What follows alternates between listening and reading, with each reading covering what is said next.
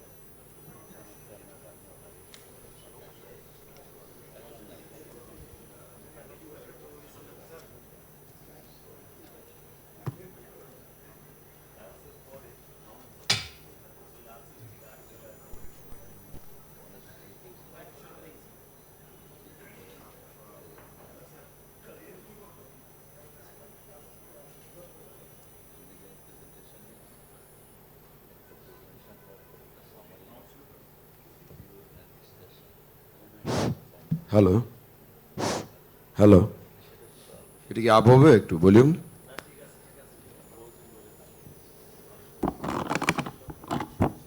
আসসালামু আলাইকুম very good morning.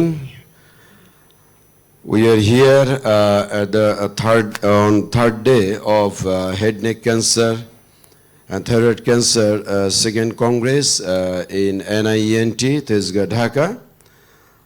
This is organized by our respected director Hassan Zafar Rifat, as well as his team and other professor, and with my friend Abdul Karim Meitu. I'm really grateful to them, as I am here as a moderator of this session. Today is the last day, but it is a very attractive session today. All of the session, all of the presentation and video as well as. I am Dr. Abdullah Al Mamun, Associate Professor, Mukta Medical College, here with you for the next 2 hours. I am really very much glad to see here Our chairperson of this session is my beloved teacher, Professor M. Abdullah, as well as Professor Jadul Alam sir. Both of them were director of this institute. Really, this session is very good start, I think. Today, first session and first presentation by Professor Gregory Randolph. He is Director of Thyroid and Parathyroid Endocrine Surgery Division, Massachusetts Eye and Ear Infirmary, Harvard Medical School, Boston, USA. This presentation is a video presentation. I will be observe it, and I think it will be very beneficial for us in the journey of thyroid from very small to monster thyroid, from benign to malignant extensive. I think it will be very much beneficial for us. Okay, we will continue by video presentation.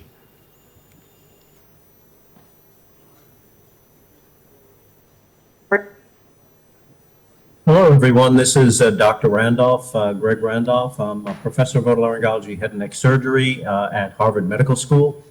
And I would very honored to speak at this conference and want to thank my good friend Abdul Karim for the kind invitation. Today, I'm going to be speaking on advanced thyroid cancer treated with neoadjuvant therapy. This is the combination of chemotherapy prior to advanced thyroid cancer surgery. These are my disclosures. This is the Charles River right outside the Massachusetts Eye and Ear Infirmary where I work and operate. Much of this work relates to the inner circle in yellow, my research group. The outer groups are my colleagues with whom I work with on a regular basis and to whom I thank for all of their contributions to this and other projects. Today, I really want to talk about these three subtopics for neoadjuvant therapy prior to advanced cancer: the definition of advanced disease, neoadjuvant therapy that is agnostic to NGS testing, and then something called the Lazarus effect. So first, the definition of advanced disease. In order to study the utility of neoadjuvant therapy in this space, you really need to define the disease. We kind of know when we see it that this is advanced disease, so this sort of disease that's involving the skin had 900 millicuries of radioactive iodine and multiple surgeries with CAT scans showing bulky disease extending to the mediastinum and with skin needing to be resected as part of the surgery. This is certainly advanced disease, but there are many different types of advanced disease. This is a 12-year-old with an MTC RET fusion-driven cancer with tracheal obstruction because of bulky region 6 lymphadenopathy. This is an aggressive pediatric cancer. This is a 77-year-old with hobnail variant differentiated cancer. That left lateral neck mass required a true radical neck dissection in order to excise all of that disease.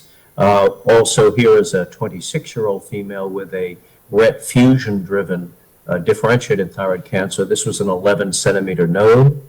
And so the definition of advanced cancer, I've just showed you a few different types, is really focused on this white paper written by ITOG and the Head and Neck Society in the US with a multidisciplinary group of endocrinologists, medical oncologists, surgeons, basic scientists, and pathologists to help to define the different lenses that can be used to define invasive aggressive disease, advanced disease. You can have structural or surgical definitions, like, for example, some of the patients that I showed you showing on axial scanning bulky disease. You can look at biochemically advanced disease with TG or calcitonin doubling times that are high.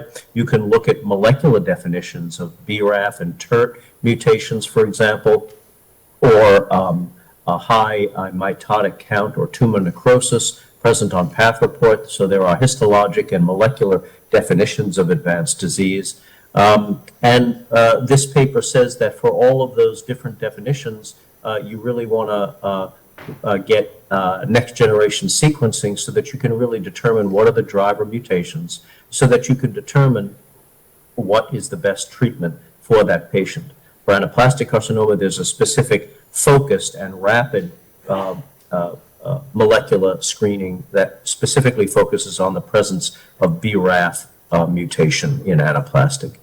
And the reason we need to know this information, we need to have these definitions for advanced disease, we need to have these knowledge of the molecular drivers, is because we now have many druggable options available for the different genetic abnormalities in the leftmost column, and then in the third column, the drugs that are available that are specific or more focused options for the specific disease with the molecular signatures as described here. So really a more focused approach, a uniform definition of advanced disease, and then a molecular definition of the advanced disease so that treatment can be rendered. And we're lucky that thyroid cancer is really one of the highest solid tumors that has many druggable targets available. So let's look at the neoadjuvant therapy for advanced disease with that background. This is important because it occurs in up to 15% of differentiated thyroid cancers. The recurrent laryngeal nerve is involved in 50% nearly of cases. We know that we can identify by preoperative history exam and imaging patients who have advanced disease, and we can understand that this extrathyroidal disease is important because of the surgical complexity, surgical morbidity, and decreased quality of life that it is associated with for patients.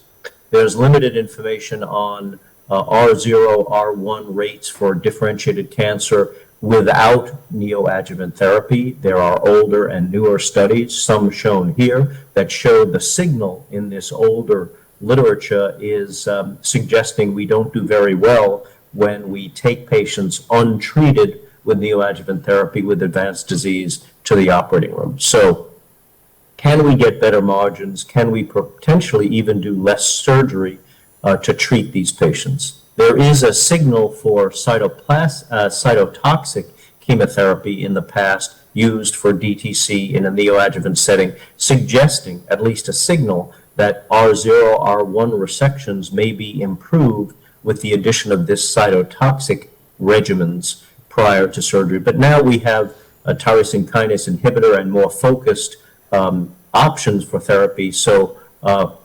how might that be helpful in advanced thyroid cancer?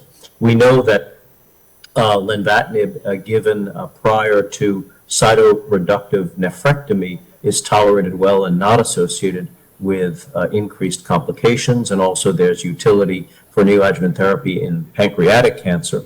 So let's look at can we think about neoadjuvant therapy before advanced cancer surgery. And so I want to look at a group of patients that we treated in both Sydney and at Harvard that we joined together. Marika Russell was the first author in this paper, and this is an accumulation of 2 centers' experience with neoadjuvant therapy. And these were the primary and secondary outcomes. And so these were 17 subjects with a range of histologies and a range of molecular alterations that were treated with neoadjuvant therapy. And here you can see the Skanke plot of MMM score. MMM score is a global composite score that relates to the degree of invasive disease. And you can see at presentation, then during neoadjuvant therapy in the middle, and then at surgery, a downshifting of the degree of invasive disease during neoadjuvant therapy leading to surgery. You can also, if you classify patients with invasive disease into 3 different classes of invasive disease, unresectable, severe invasion, and very severe and severe invasion, you can see also a downshifting during neoadjuvant therapy application to these patients prior to surgery. And you can look at this individually at cartilage, esophageal, and neural interfaces. So 65% of these patients underwent surgery for local clearance, and this is the waterfall plot looking at the tumor volume reduction in these patients through neoadjuvant therapy. We can see that the 12-month progression-free survival was 67%. There were some adverse events, again, a range of different agents used, but 35% had alteration in the adverse events listed here, including skin, mucositis, taste, TIA, and hypertension. Also a rate of tracheal fistula development. but no major surgical complications. And so this is really a historical cohort with a range of histologies and a range of molecular alterations that suggests that there is a signal with neoadjuvant therapy. In looking at this material, our Here with workers in us, Sydney and presents, Boston came up with an Professor algorithm Mazharul that Shahin, sir, you can Principal utilize for Officer, patients Medical that College. I am present with requesting him advanced disease. to And the take key thing I want to bias, emphasize is that sir. very often when you get the NGS testing, it does not show a druggable, Thank you, sir. easily targeted molecular alteration. Most of the time, those sweet alterations that are druggable are not present, and so lenvatinib offers an option which is agnostic because of its broadness as a multiple TKI agent. It is to some degree agnostic to the molecular change, and so with that in mind, we want to look at the application specifically of lenvatinib in advanced DTC. So this is a three-center study at Harvard, MSK, and MD Anderson. Lenvatinib is an agent that has broad tyrosine kinase inhibition, including it has some VEGF activity, which can lead to fistula and bleeding. This is the pattern of inhibition that lenvatinib has as on the human kinome as compared to sorafenib. And this is really the idea of using this agent for neoadjuvant therapy is really based on the SELECT trial by Dr. Martin Schlumberger used, showing this is the protocol for that SELECT trial for distant metastatic disease, and this is the impressive results of lenvatinib showing it's very effective in causing an overall response rate of 65% in patients with distant metastatic disease. It turns out also that shrinkage of volume of tumor in distant metastatic disease on the SELECT trial all occurred within the first 2 months of therapy. So this is very much in line with its application in a neoadjuvant setting. It's a prompt shrinkage of tumor that is engendered by lenvatinib in the SELECT trial. There are some side effects, but only about 14% of patients required cessation of the therapy.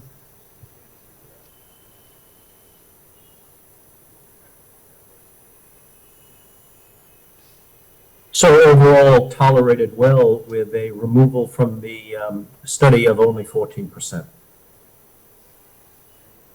So this led us to our clinical trial on neoadjuvant lenvatinib prior to advanced thyroid cancer surgery. This was a joint three-center trial at Harvard, at MD Anderson, and Memorial Sloan Kettering, and I thank my colleagues for working with us on this phase 2 study, neoadjuvant in the setting of patients presenting with advanced invasive thyroid cancer receiving lenvatinib prior to advanced cancer surgery. 28 patients enrolled. Inclusion criteria are listed here. Patients were basically defined as deemed at risk for R2 resections, that is either nerve, muscle, cartilage, esophagus, or vessel. Patients received up to 6 cycles of lenvatinib prior to surgery and were restaged at the end of cycle 2, 4, and 6.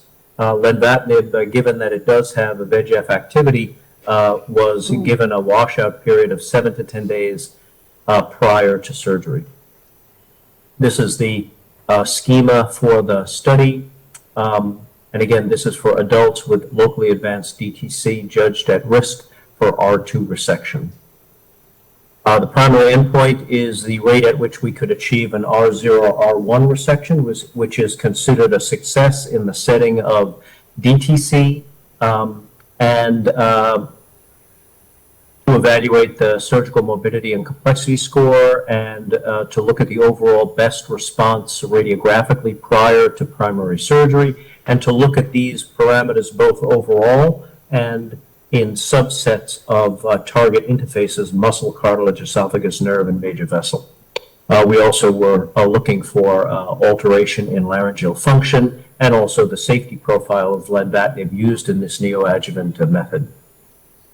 This is the MMM score. This is a score that we have made up with our colleagues at MD Anderson and Memorial Sloan Kettering, and really is a listing of those things that may need to be resected at surgery. And so a point score is assessed as to the amount of tissue that needs to be removed, its functional significance, and the surgical complexity involved in its resection, and the surgical morbidity of that resection. So this MMM score is really looking at, you get certain points, say, like as the arrow is indicating, if the strap muscles are resected, you get so many points because that's non-thyroid tissue that is resected. But if the nerve is resected, that you get more points because that's non-thyroid tissue that's removed that has significant functional impact. If both nerves require resection, then that is, you get even more points because that is tremendously accelerated, advanced surgical morbidity from that resection. Similarly, if a long segment of trachea is removed, you get many points, and if the carotid artery needs to be resected, then you get significant points.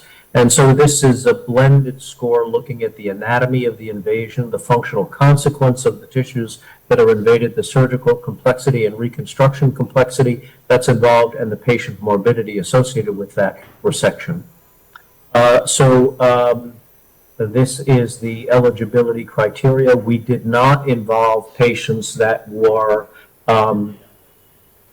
had past history of radiation therapy, carotid encasement, or frank tumor in the airway.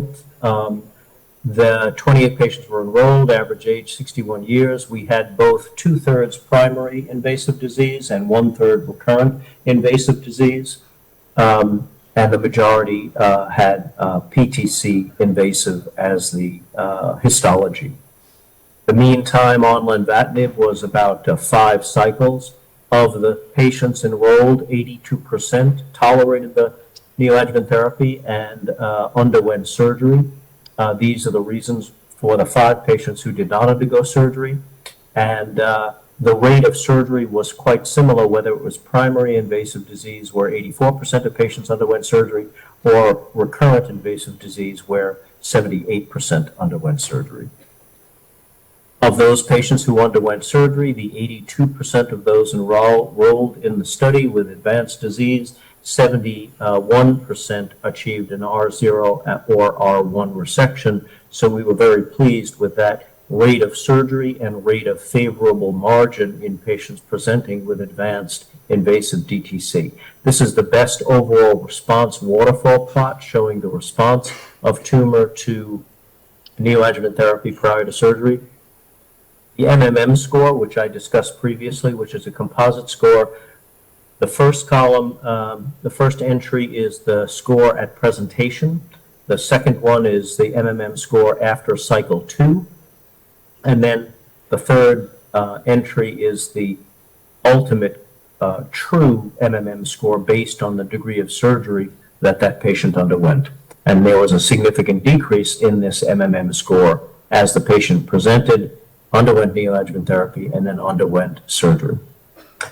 We are looking at not just R0, R1 resection overall, but we're parsing that out for the different potential R2 interface tissue types, including cartilage, muscle, nerve, and vessel. And so we are evaluating this material as we speak. The paper has yet to be written. An abstract of the results were presented at the AT meeting, but the paper is still being written. But I did want to share with you that at least for the potential R2 interface of the RLN, we had quite interesting results. We had 10 patients in the study who had a potential R2 interface at the RLN, judged by the surgeon based on laryngoscopy and axial imaging. And of those patients treated with neoadjuvant therapy prior to surgery, only 1 of those 10 patients required RLN resection. So we were very pleased that the RLN looks like kind of the poster child as responsive in terms of surgical result to shrinkage from neoadjuvant lenvatinib prior to surgery. The lenvatinib was tolerated well during neoadjuvant therapy, with the worst AE grade 3 was hypertension, and interestingly, despite its reputation as a multiple kinase inhibitor with VEGF activity, that we had no cases of fistula or bleeding during the neoadjuvant therapy. and no cases of fistula bleeding or delayed wound healing at surgery.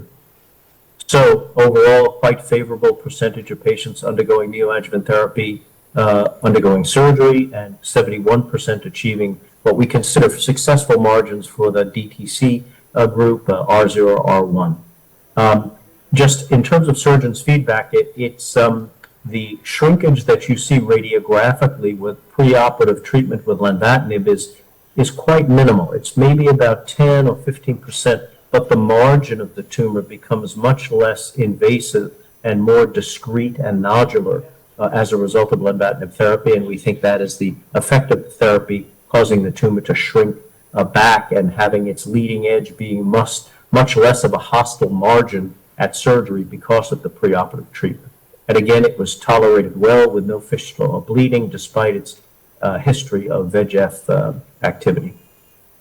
Just to show you one patient treated with neoadjuvant lenvatinib, this is a 50-year-old male who presented with a radiographically detected mass that was adherent to the right inferior pole. It was judged to be inseparable for the longus colli muscle with C7 interaction and tracheal and esophageal infiltration. Therefore, we felt also that the RLN was a R2 resection. We underwent core and NGS testing. These are the 6 fields that we use for management of patients with invasive disease. These are the 6 fields we feel are most important for the surgeon to understand each time they see such a patient, to make sure that that they know the global gestalt of the patient to optimally manage the patient each time the patient is seen. This is his initial set of scans, and you can see that mass has a blurry margin relative to trachea, esophagus, and prevertebral fascia. This is a mass that is adherent to the undersurface of the right thyroid lobe. And this is after treatment. You can see the mass is not dramatically shrunken, but the margin, the leading edge, is much more discrete, much more nodular, much more pushing. So we went ahead with the surgery. The preoperative MMM score was 22. At the time of surgery, the actual MMM score was 2, so a favorable response in degree of surgery. And this is the R0 resection that was done. We did need, you can see the dotted line, the straight dotted line is the unaffected, uninvaded portion of the right RLM. The curved profile is the invaded section of the nerve that was seen at surgery, which required the nerve's resection. But the esophagus, the trachea, the larynx, and the prevertebral fascia were free. So to finish, I wanted to just review one very interesting bit of work that we've done relative to neoadjuvant therapy, and that is in patients who present with advanced disease. One common finding is vocal cord paralysis when they present. And we have found that there are some patients who, when presenting with vocal cord paralysis from invasive disease, actually have a reversal of the vocal cord paralysis with treatment of neoadjuvant therapy. So I'll just briefly discuss this. This is a series of 7 patients that were gleaned from 3 different centers who have been offering neoadjuvant therapy for 3 to 4 years. And so we found 7 patients who presented with invasive disease and vocal cord paralysis, then were treated with neoadjuvant therapy, then underwent surgery. And all this is the review of the patients. It's a variety of histologies, mainly anaplastic, 1 invasive PTC with a range of genetic alterations that are listed here. But all of these patients presented with vocal cord paralysis. And all 7 patients had a recovery of vocal cord paralysis during neoadjuvant therapy prior to surgery.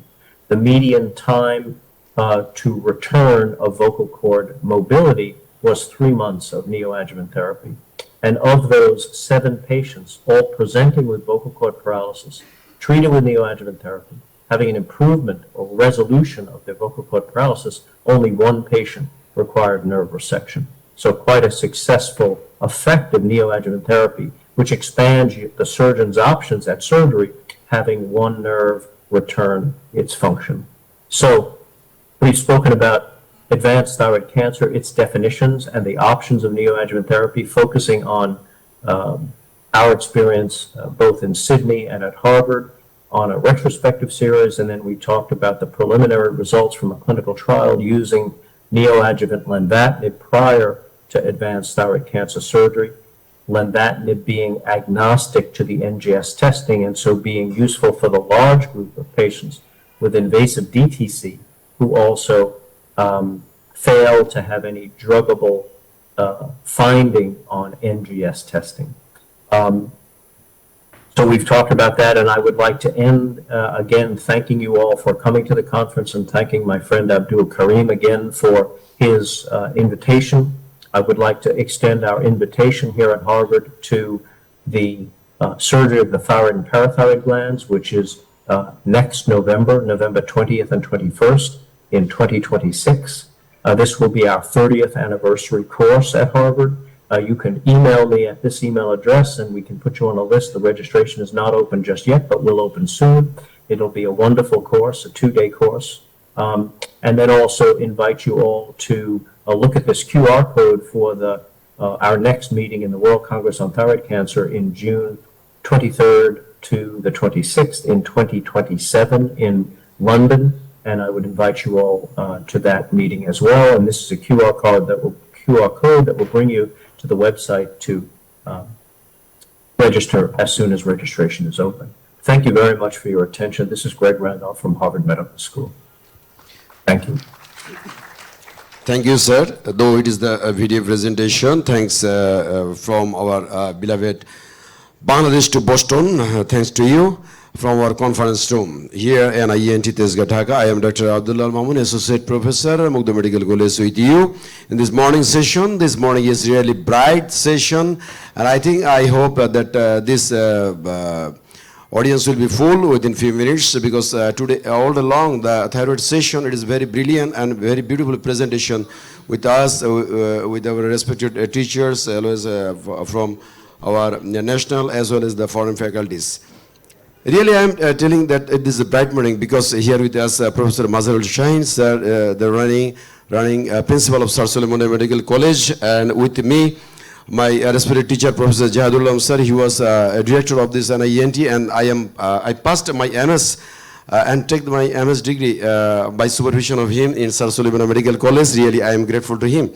And here also my former principal of Sir Suleiman Medical College, Professor Abdullah, sir, and he was my direct teacher of undergraduate as well as the postgraduate.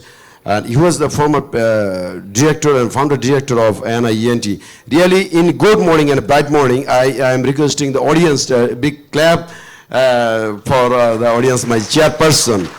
I am with you for the next 1.5 hours. Now, our second presentation, my beloved teacher, Dewan Mahmood Hassan. He is the professor of BISS General Hospital, Bangladesh Diabetic Association. I am also passed about more than 2 years with him in Narayanganj 300-bed hospital, as well as I also direct student of him in Sir Suleiman Medical College when he was a consultant of Sir Suleiman Medical College. I am requesting Dr. Dewan Mahmood Hassan, sir, here to present his session, Active Surveillance for Papillary Microcarcinoma in Bangladesh, Hurdle and Hope. Dewan Mahmood Hassan, sir.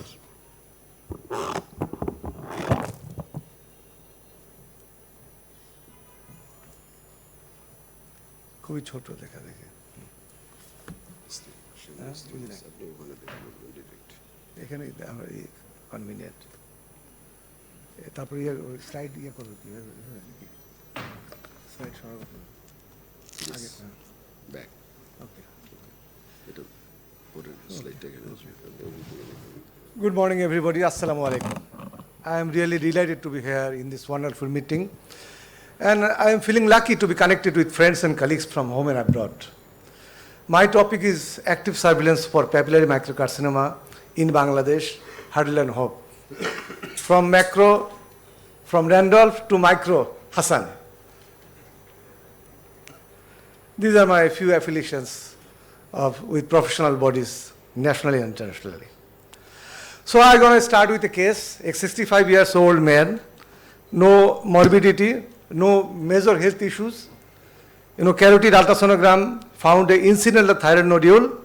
Ultrasound report a single 1.1 centimeter nodule, FNAC papillary thyroid carcinoma. So what may be the treatment plan? Treatment option, active surveillance, radiofrequency ablation, immediate surgery, any of the above, none of the above. If you choose none of the above, probably you are in a wrong meeting. And if you choose all of the above, probably the answer is correct. So thyroid treatment is still controversial. But we have more areas in common, and we must celebrate our controversy. Our controversy must not create a battleground among us. Rather, differences should be workbench of progress. Fortunately, this controversy is not like, hen first or egg first, and possibly this controversy will continue till our death. I will have to skip some slides because of time constraint. Then what is the problem? Problem is in last 3 decades, the incidence of thyroid carcinoma has increased very exponentially because of increased detection of small papillary thyroid carcinoma. We are detecting more and more small cancers. We are detecting one variant, that is papillary variant, and we are detecting a small size, that is 1 to 2 centimeter size. We are not detecting much follicular, much medullary, much anaplastic. Many recent studies have revealed that papillary microcarcinoma equal or less than 1 centimeter has become about 50% of the thyroid cancer cases. But mortality remains stable. Is it something better? How to manage this huge workload? Overdiagnosis and overtreatment of small micropapillary carcinoma is a big challenge. So Professor Miyuchi and Professor Ito, they are from Kuma Hospital, and Professor Shigetani from Tokyo Hospital, they proposed in 1993, they proposed a clinical trial, that is observation without immediate surgery. Because most papillary carcinoma remains small. Of course, some will grow. We have to find out which are the cases that will grow. So observation without immediate surgery is the answer. This is Professor Miyuchi during our visit in Japan, and we are fortunate Professor Ito visited Bangladesh as a guest. So this trial later being called as active surveillance. What is active surveillance? Monitoring of intrathyroidal papillary thyroid carcinoma without performing immediate surgery or other intervention until there are changes in tumor or patient preference or other issues that would result in intervention. So our lingo and our jargon is less is more. Delayed therapy, watchful waiting. Why active surveillance? Because we are treating many small tumors that we don't need to treat actually. Treatment delay does not adversely impact outcome. Risk of thyroid surgery is low, but it's not zero. So this presupposes 2 things. Delayed surgery is just as good as initial immediate surgical intervention. And whenever we start and offer our treatment during active surveillance period, result will be as good as initial approach. This is Japanese data. This is amazing data. They started with 1,235 patients. Look, the last line, 1,000 patients had no disease progression. And the first line, number of patients, after 10 years of, they published their first presentation after 5 years. This is after 10 years data. After 10 years of follow-up, the tumor enlargement by 3 millimeter was only 8%. Lymph node metastasis is 3.8%. If a patient with papillary microcarcinoma, if we operate on the first day, the lymph node recurrence, lymph node metastasis is 5%. Age less than 50 showed tumor enlargement, and more than 60 no tumor enlargement.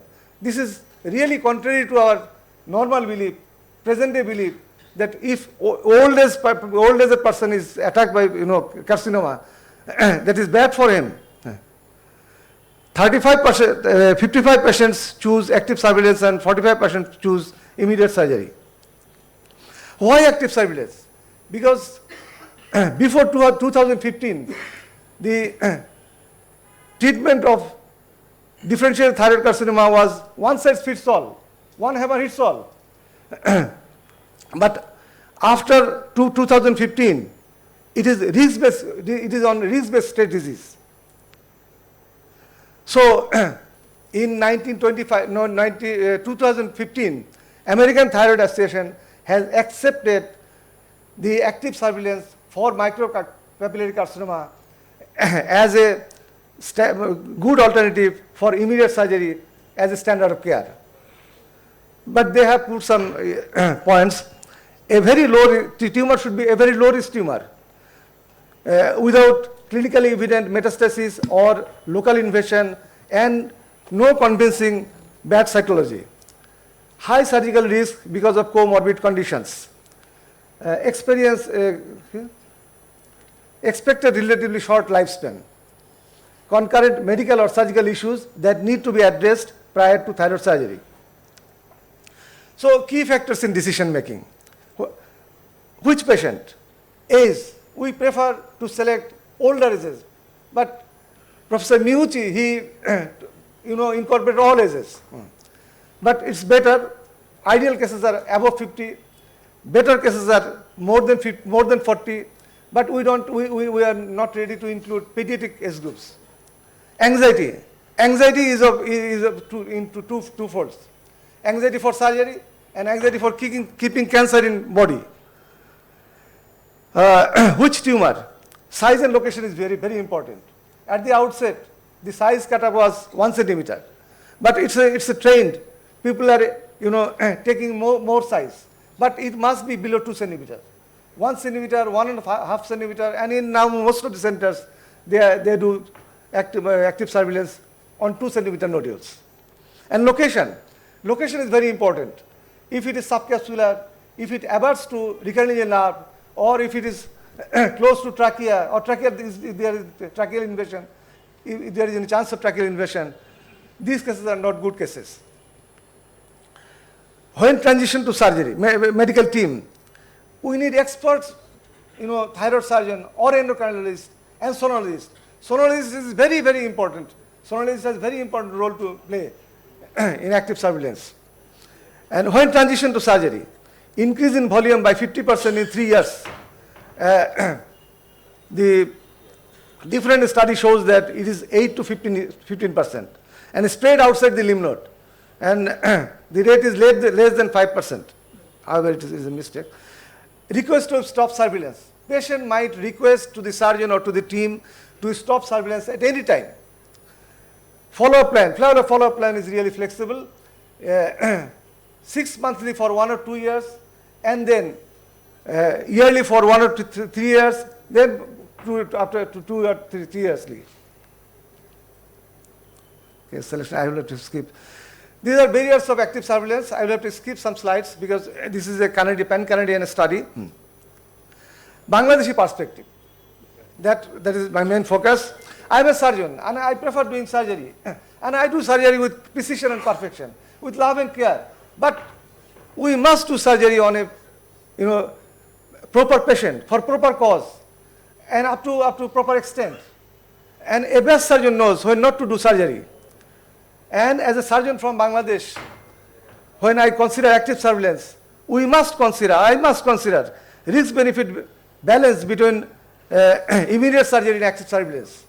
And as a surgeon from financial constrained country, we must consider economic consequences of clinical decision from patient and healthcare system of Bangladesh.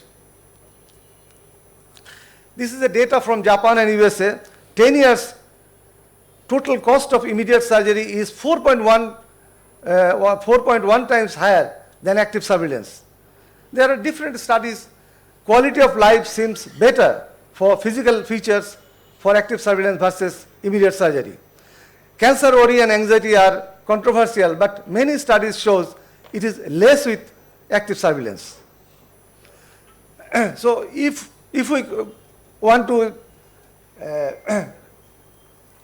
do active surveillance in our country, we have to think of four key issues. That is patient, provider, health system, and social level interventions.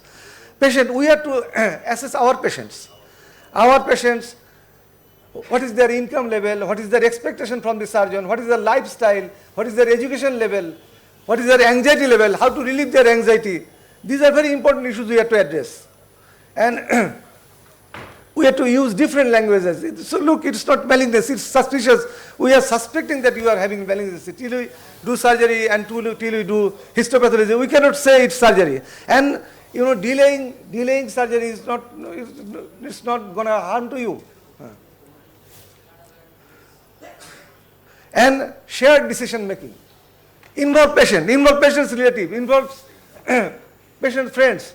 So that, because there are studies, at the outset, 50% patient agree to do active surveillance. But when they go to home, they meet their friends, family, they come back and, oh, no, doctor, I'm no more interested in active surveillance. So, not only patient, involve patient's friends, patient relatives, patient provider. It is very important because we are the people, we will, you know, provide this service. So, what is our attitude and what is our belief and how far we are ready to provide active surveillance? That is very important.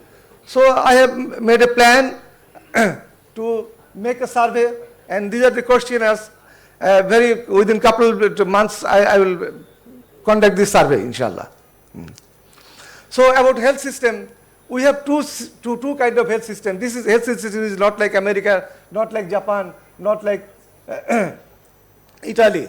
We have our public health system, and any patient, any people have access to any hospital, any government hospital. So, lot of patients are there. Unfortunately, they are mostly poor. They don't have education level is not high. So, sometimes difficult to arrange multidisciplinary meeting. Boss has gone to the examination room. Boss has gone for meeting.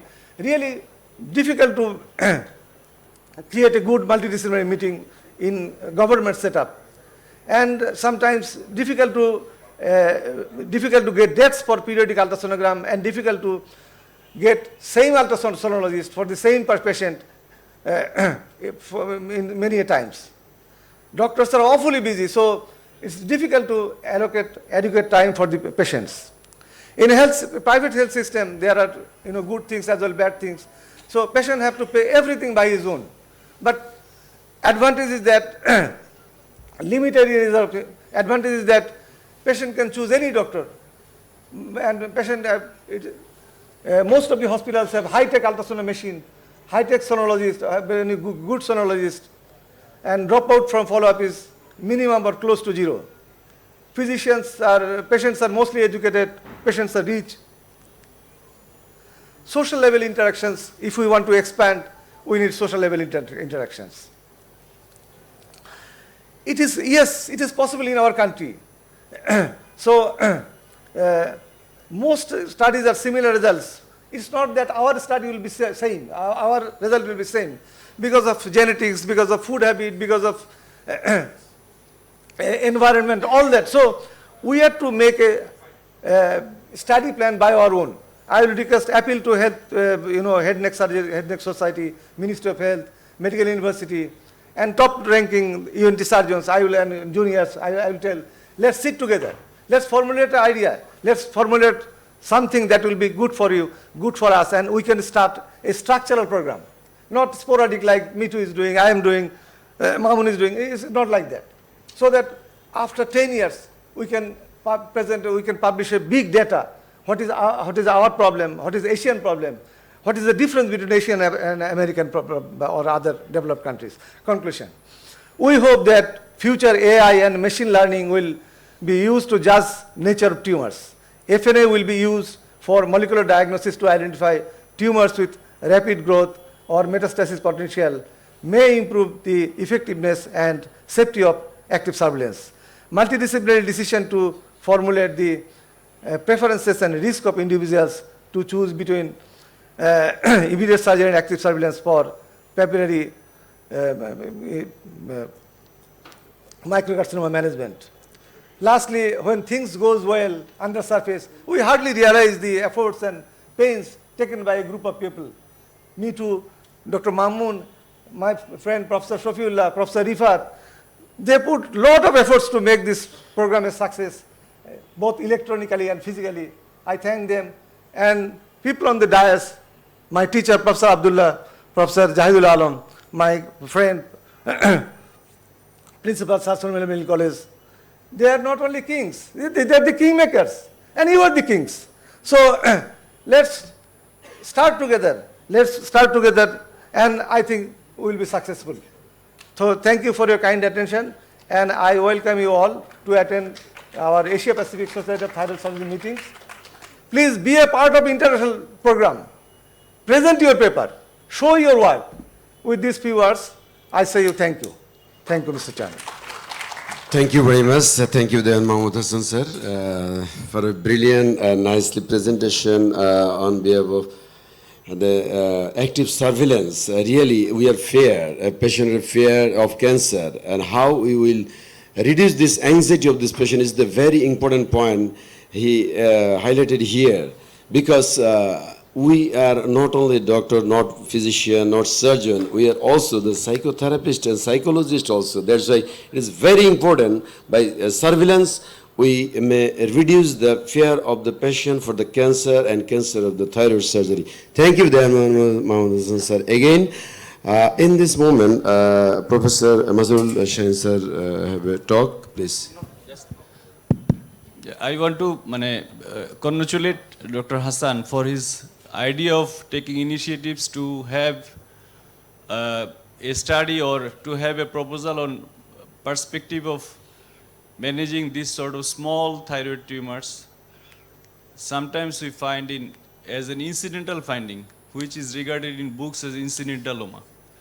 So in the books, what we are going, in the present books, sometimes we go for ultrasound for any other purpose, but sometimes we go for CT scan for any other purpose. We find a small lesion in thyroid.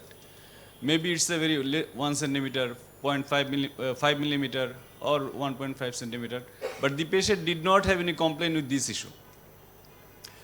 In last edition of Bailey Lab, they mentioned that this sort of incidentaloma, if it is less than 1.5 centimeter, you need not to do anything. You just need not to do anything. If it is more than 1.5 centimeter, or there is a history of familial thyroid cancers, or there is history of radiation, you can go for a single FNC. If there is no malignancy in FNC, you do not do anything. If there is malignancy and the lesion is 1.5 centimeter or more, you do something. You explain it to the patient. Even you can go for a simple follow-up. Go for a simple follow-up, relieve the anxiety of the patients, and continue being in contact with the patient so that it doesn't go spread more. So I finally want to tell that you have the ability to perform a thyroid surgery, preserving the recurrent energy levels, preserving the parathyroid, is not the only indication to go for a surgery. Thank you. Thank you, sir. Again, point is anxiety. I think we will be all doctors, the psychotherapists. Jadrun, sir. Thank you on behalf of the chairpersons in this very good morning. Today we have enjoyed two different dimensional presentations. Initial presentation, the video presentation, which was about the extreme and recurrent cases. And second presentation was minimum and conservative cases. So I appreciate regarding this targeted therapy of probability lenvatinib. Lenvatinib is very promising, and it is tyrosine receptor blocking agent. So it is giving hope to us that in case of inoperable or extensive disease, we can do something. What Dr. Hassan has mentioned, and also our principal, now the time has come to conserve and to observe judicially the minimally invasive cancers. Thank you very much.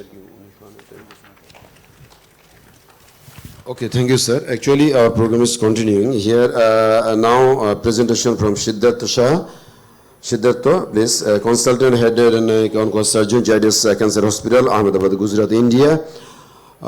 His topic is evaluation of the thyroid nodule. Evaluation of thyroid nodule. Thank you, Mazhar Shen sir. Evaluation of thyroid nodule by Siddhartha.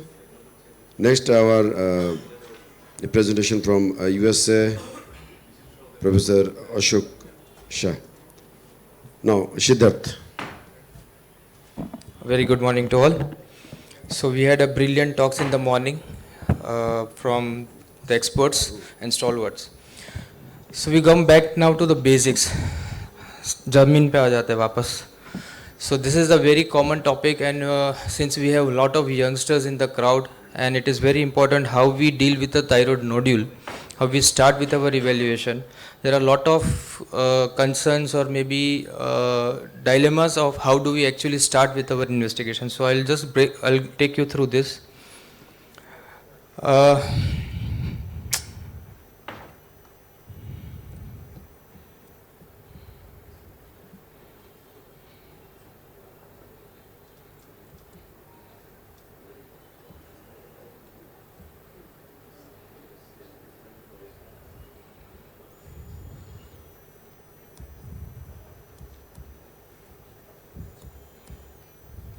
So what are our goals of evaluation?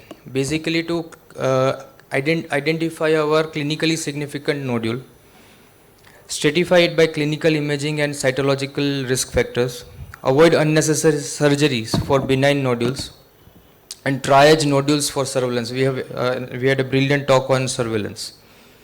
So let us take a case. That's a very good way of kind of discussion. So it's a 42-year female. For the no complaints, but presented with a clinically around 2 centimeter thyroid nodule. It's a hypothetical case. I'm just taking a hypothetical case. There are no other symptoms. So how will you proceed? Okay.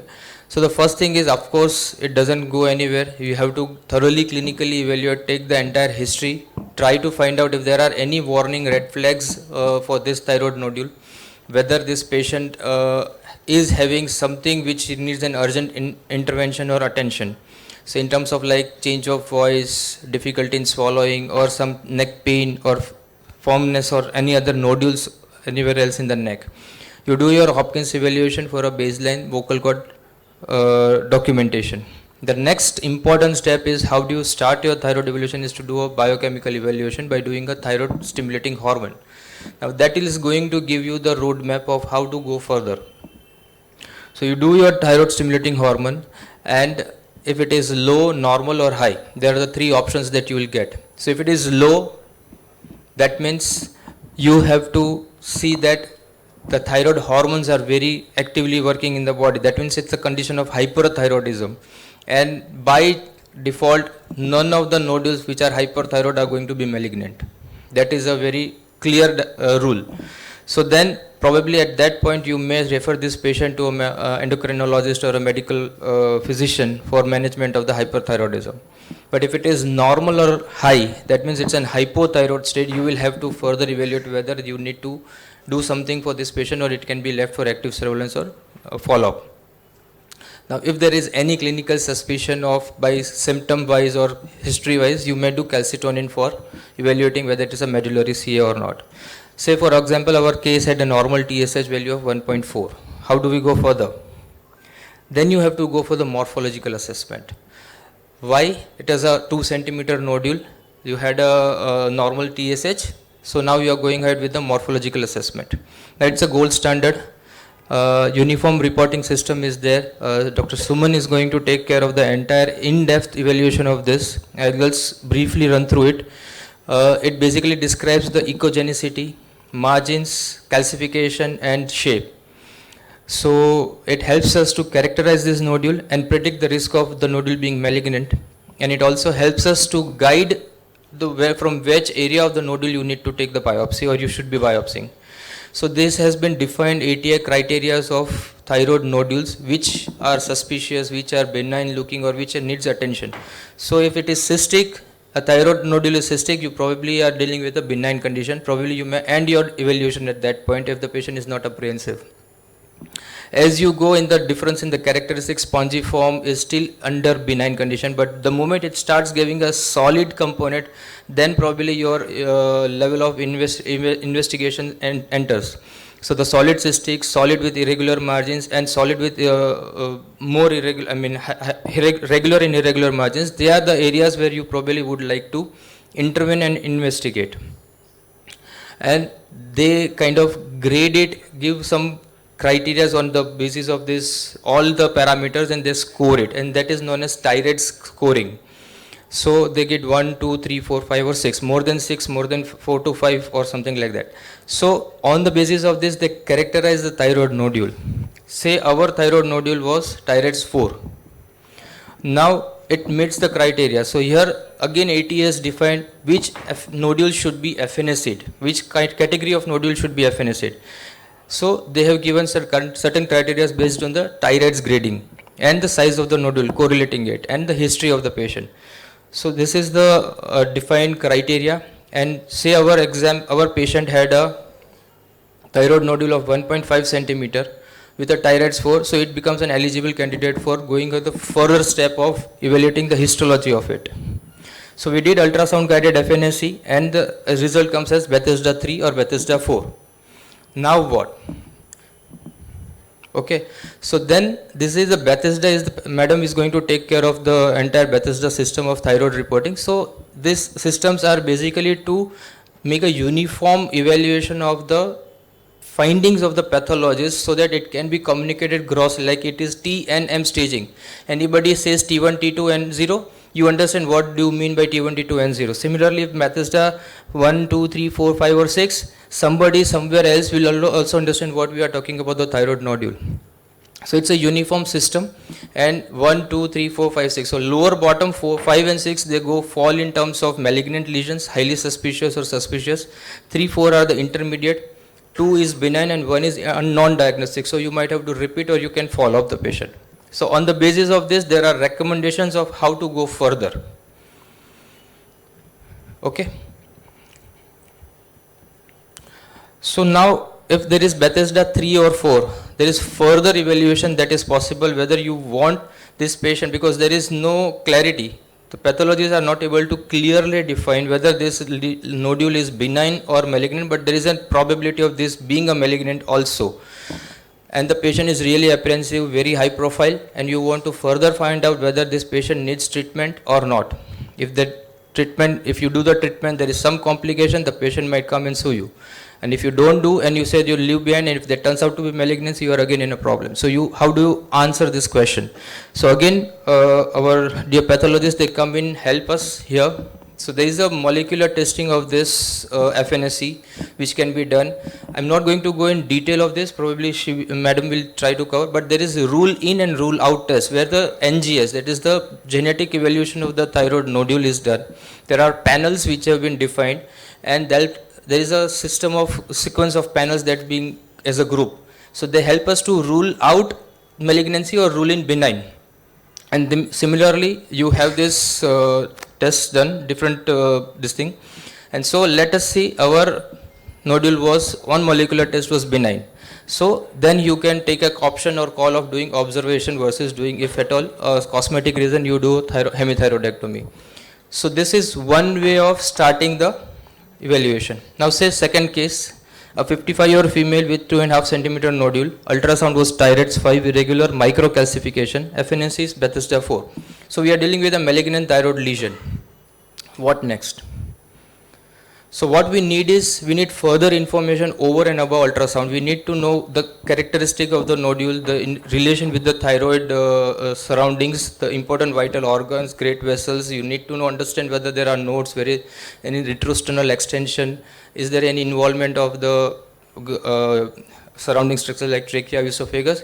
So you need more cross-sectional imaging. So you will do CT scan more commonly. MRI is not a very preferred otherwise. That will help us to evaluate the thyroid nodule, evaluation of the neck as well as evaluation of the thorax, because papillary CA will have a lung metastasis possibility. So you want further information about the extent and the spread of the disease. PET CT not done as a routine evaluation of the differentiated thyroid cancers, But when you are suspecting medullary CA, probably you might do to find out the distant spread. Then you do an MDT, and say for our example, so what is the algorithm? I don't know, I had a talk which was different. So in our case, probably we decided to do a hemithyroidectomy because it was a localized disease, there was no nodal metastasis, and finally it is papillary CA classical.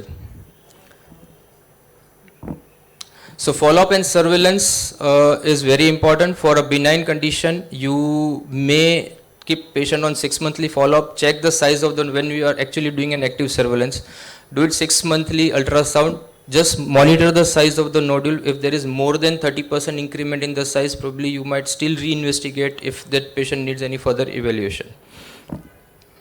This is one slide on active surveillance. When you know that patient has a microcarcinoma and you want to actively serve, which are the ideal candidates you would like to keep the patient on surveillance. So there are certain red flags: posteriorly located, medially located in the TO group. These nodules are not ideal for active surveillance. This is one thing that you need to understand.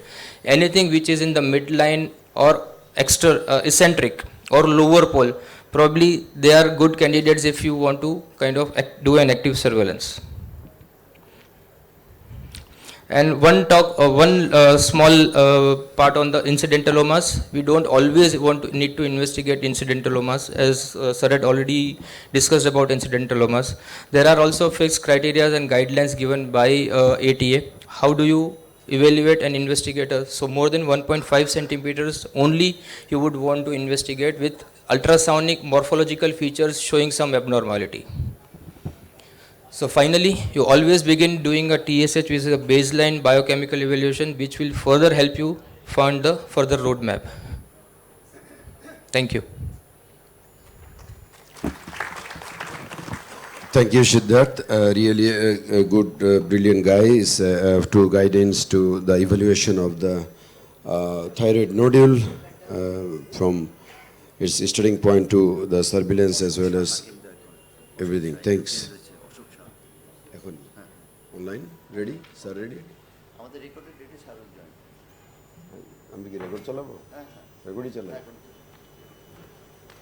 Okay, now our next session, anaplastic thyroid cancer, shifting paradigm and a ray of hope.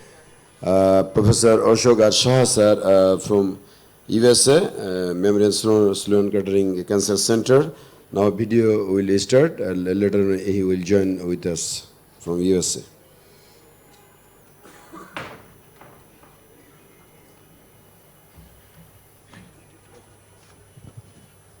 Good morning. Good morning. I am very It's a much great lucky to pleasure say a for few me words to be about with you Professor today. Ashok I Shah. hope He's a famous teacher and teachers of the teachers in the world. And he's one of the important members of the organizing committee of the World Thyroid Congress in United States. And there's one of the important words there's Professor Ashok Shah said, good physician should treat the disease and great physician treats the disease as well as the patient also. He was born in Bombay. He has got a lot of papers. He was in 1991-92. He was doing his training in the Tata Memorial Hospital. After Tata, he went to United States Memorial Sloan Kettering Center. He has got 600 publications, more than 400 papers. He is the teachers of teachers. Thank you very much. Have patience for hearing Professor Ashok Shah. Now they deliver the lectures. Thank you, sir, for your evaluation of him. Okay, start, please. is one of the most complex subject in thyroid surgery, the anaplastic thyroid cancer. Clearly, we have made a remarkable progress in last 10 years in the management of anaplastic thyroid cancer, especially related to the molecular analysis, and there is clearly a ray of hope for all of us, and mainly for our patients. I just want to give you the little idea about the epidemiology. The overall incidence of thyroid cancer is about 1.6% of all thyroid cancers. In the United States, we see almost 1,200 new cases. Unfortunately, the 5-year survival is 1 to 7%. That's a real problem. Majority of these patients die within a matter of 3 to 6 months. Amongst all the lethal human tumors, this is the worst of the worst. This is worse than the pancreatic cancer, and unfortunately in the olden days, majority of the time patients died of suffocation, which was extremely difficult for the patient and the family. If you look at the thyroid cancer, it's a continuum of diseases. At one end of the spectrum, we have the best human cancer, papillary thyroid carcinoma. Then comes the tall cell. Then comes the moderately differentiated, followed by poorly differentiated, and the worst of the worst is anaplastic thyroid cancer. I never been able to figure out, at one end of the spectrum there is classical PTC with a survival of 99%, while at the other end of the spectrum there is anaplastic thyroid cancer with a mortality of 99%. It's not the survival anymore. We also learned in last 10 years the radioactive iodine avidity goes down. However, the PET positivity goes up. So if you are dealing with a poorly differentiated or anaplastic thyroid cancer, the PET scan is of great help. Now, I just want to show you this complicated slide, but it is very important to understand the biology and the molecular analysis of anaplastic thyroid cancer. And here you will see a variety of different molecular analysis in differentiated thyroid cancer, where you get the RAS, the BRAF, which is present in about 60% of the patient, the RET fusion, in follicular thyroid carcinoma it's mainly RAS, and in Hurson cell carcinoma again it is RAS. As you go on to from well differentiated to poorly differentiated and anaplastic thyroid cancer, clearly there is a loss of differentiation here, and majority of these may be BRAF and TERT positive. And you can see here the P53 is positive more than 60% of the patients. So this understanding of the progression of disease is very critical in the management of anaplastic thyroid cancer. Now we can target, based on the molecular analysis, a particular mutation, either RAS, BRAF or TERT, and attack the tumor and get the best results. Whenever we talk about anaplastic thyroid cancer, there are many differential diagnoses. Poorly differentiated, very rarely the medullary thyroid carcinoma can be confused with anaplastic. Lymphoma, melanoma and sarcoma, they can be easily confused because these are all small cell tumors.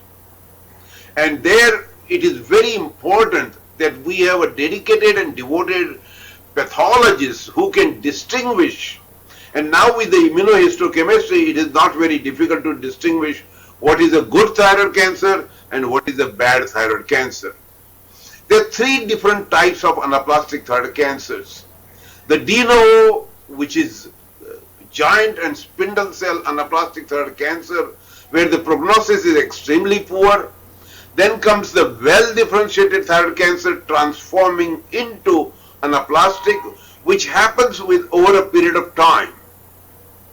If the patient has recurred, it is not uncommon to see the transformation from well differentiated to anaplastic. And the last, which is very rare, a benign goiter transforming into anaplastic, that's pretty rare. It is quite likely there is a small element of well differentiated thyroid cancer which has transformed into anaplastic. This is a classical example. This is a young lady who had best of her life. She went on a cruise 3 weeks before, came back with this big swelling with airway problem. And soon after I saw her, within a matter of an hour, she got intubated because she could not breathe because of the vocal cord paralysis and enormous compression on the neck. Remember, good judgment comes from experience. However, in a life, experience comes from bad judgment. So what are the issues that we're going to talk about?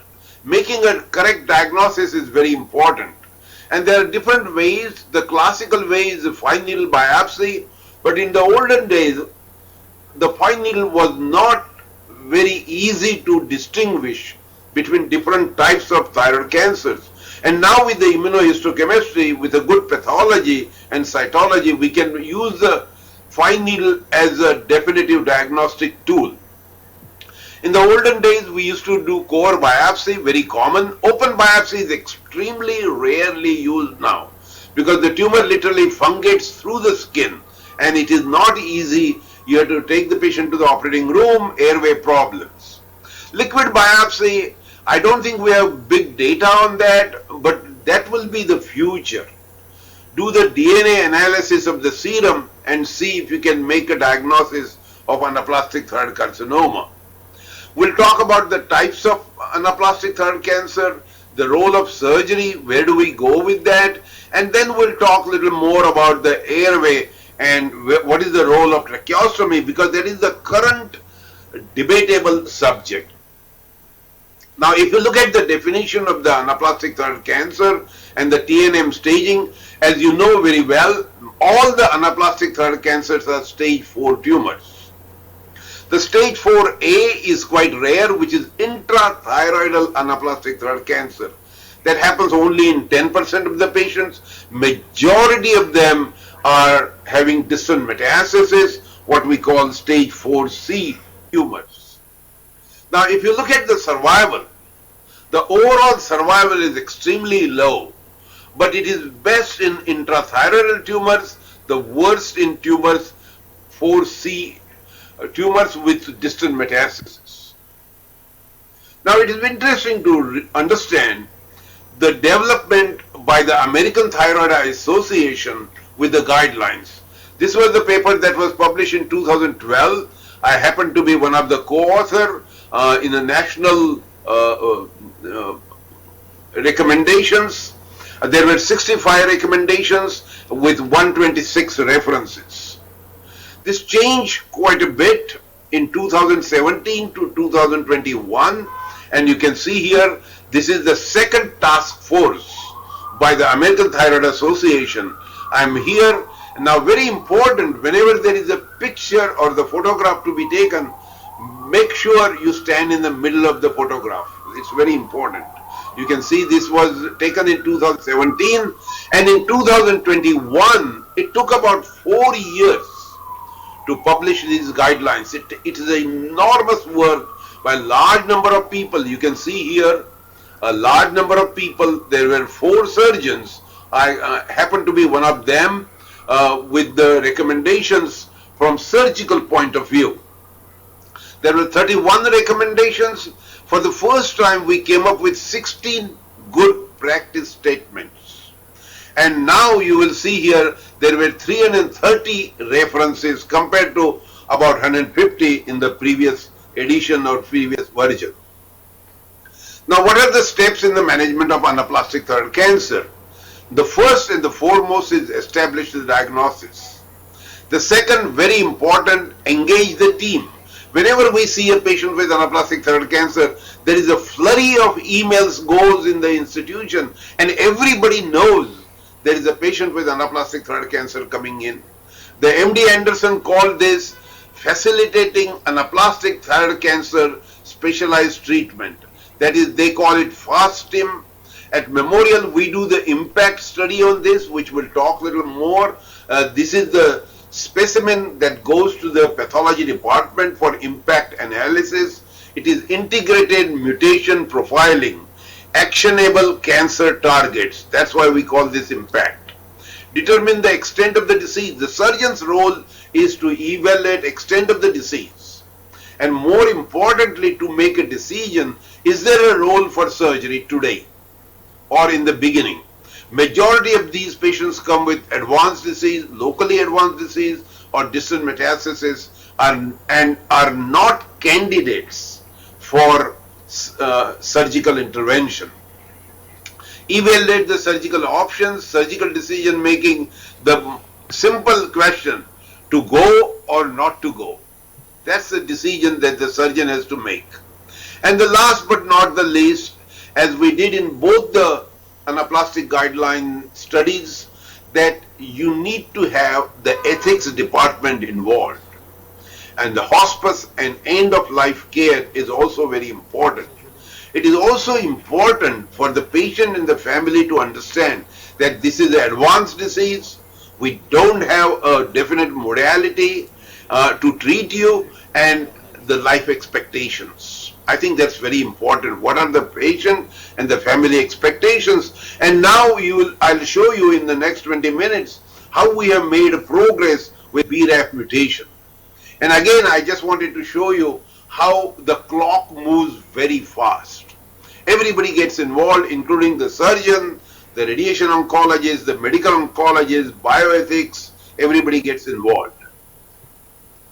What are the guidelines to accomplish key steps? Most important, initial staging is very important. And I like a CT scan with contrast. I think I can interpret it very well, and I understand that compared to MRI. The whole body PET scan is also very important, and people like to do the MRI of the brain to make sure there's no metastatic disease. Again, very important to do the mutational analysis with BRAF. The minute the patient comes into us, our institution, we do a repeat needle biopsy. By the time you get the slides from outside, it may take forever. We do a needle biopsy, FNA, and send it for immediate BRAF analysis with the immunohistochemistry. And we can get the answers within 24 hours, so we can start treating the patients. The surgeon's role is also very critical to do a laryngoscopy and evaluate extent of the disease and the airway situation, what is happening with the airway and the vocal cords. Now, I just want to show you this recommendation 20 and recommendation 21. Whenever we deal with aggressive thyroid cancer, the first thing is to find out if it is BRAF mutated. You can literally divide the anaplastic thyroid cancer like the oropharynx between HPV and non-HPV. The same here. Is it BRAF positive? Is it BRAF negative? Because the recommendation and the treatment choices are quite different and very efficient. If it is a BRAF positive patient, the survival has improved now from 3 months to average survival of 3 years or more. I just want to show you this example. This is a 60-year-old gentleman, had an open biopsy outside, which we will never do now or rarely do it. You can see the tumor fungating through the skin, that there is a hematoma and a bloody leak. And you can see here, I just wanted to show you the CT scan, very extensive tumor going right up to the innominate. You can see this is surgically incurable. You cannot resect this. And this is the needle biopsy. You can see here, actually this patient had an open biopsy outside, and these are the slides. You can see tumor necrosis and anaplastic thyroid cancer. So what did we do when the patient came to us? We started the patient on the BRAF related treatment, which is dabrafenib and trametinib. There was a mild elevation of the LFTs. Majority of the patients handled this very well. Obviously you have to watch for the side effects and complications. Sometimes there is a stiffness of the knees, occasional cough, but nothing serious that we need to stop the treatment. We continued the treatment for 3 months, and I just want to show you, look at the CT scan pre-treatment and the post-treatment. Majority of the tumor has condensed or almost disappeared. I just want to show you another picture. You saw this picture before, and now there is hardly any tumor here. This is an ideal response to BRAF patients. And again, I think there is definitely a ray of hope and paradigm shift in management of anaplastic thyroid cancer. Subsequently, patient underwent total thyroidectomy and central compartment dissection. And what was interesting, we were able to preserve both the nerves. The parathyroid function was satisfactory, and the patient recovered from surgery very well. What is more interesting is, in this specimen, there was no residual anaplastic thyroid cancer. No necrotic tissue was seen. So this was the best result we saw in this patient. There was a small area of microcarcinoma. There were 3 positive nodes, most of which had papillary microcarcinoma. And this is the surgical pathology. You can see here, this is the residual papillary thyroid carcinoma. This patient did extremely well. You can see the surgical pathology here, and he's alive more than 3 years now. So this is clearly a definite advance in the management of anaplastic thyroid cancer. So what are the major surgical issues as a surgical group? Is it resectable? How do we do the airway management? Remember, nutritional support is very critical. The minute the patient walks in, you think, is he going to have trouble swallowing? And should I put the NG tube or do a gastrostomy now? Consideration of surgery after BRAF-directed treatment. There's always a debate after the excellent response with BRAF. Should we operate or should we just send the patient for radiation therapy? MD Anderson gets a lot of credit. Their surgeon Mark Zaffario did a fantastic job in operating on these patients, and we have been following the same routine. Surgery after the complete response. Obviously, the hospice and ethics are very important. I wrote a paper many years back about the airway management in anaplastic thyroid carcinoma. This was a personal experience. Every time we did tracheostomy, it was life-threatening in the operating room, number 1.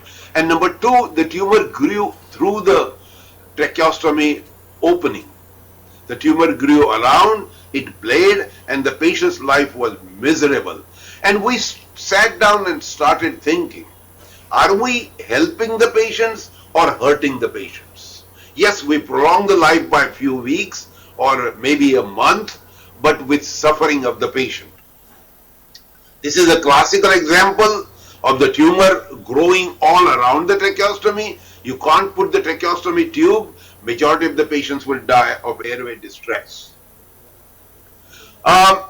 This is one of the nice paper from MD Anderson upon which I had an opportunity to write editorial. This is a large single institutional experience.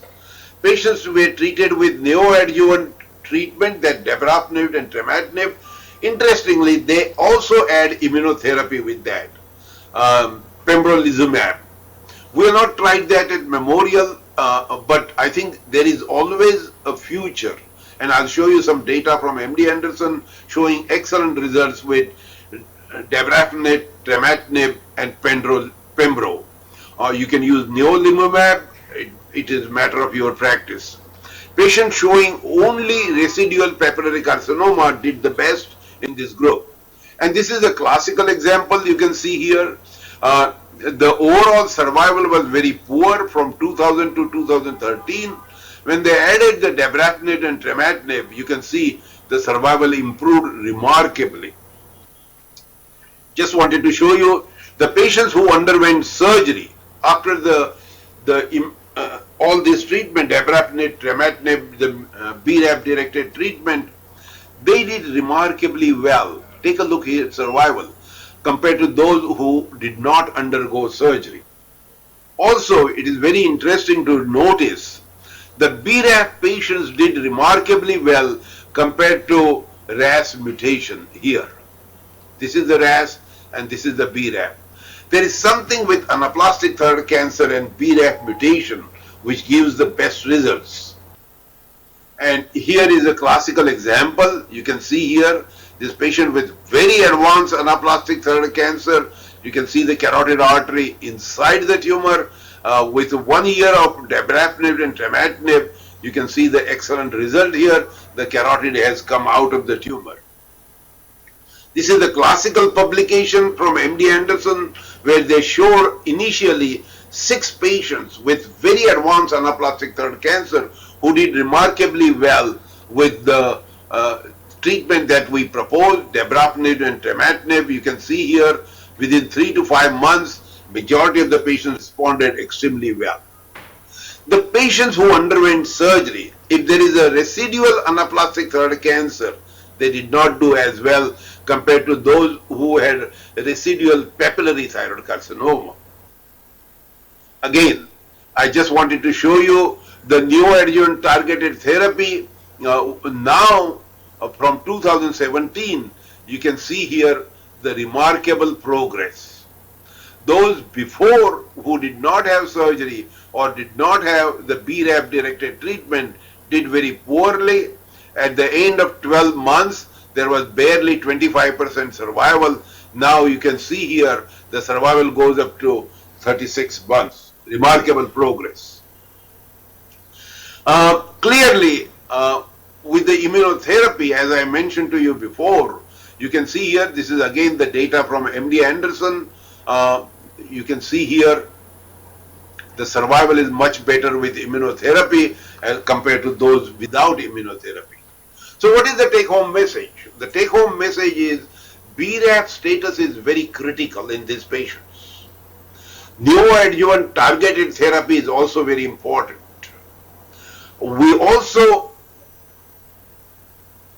need to study a little more in details regarding the immunotherapy and its side effect. Is there a ray of light? Absolutely yes. I'm convinced that this is one disease where we have made a major progress in last few years. Unfortunately, in the non-BRAF positive patients, they don't do very well. This is the patient with the non-BRAF, you can see here. However, with the unresectable tumor, with the radiation therapy and chemotherapy, there is some response, not enough compared to BRAF positive patients.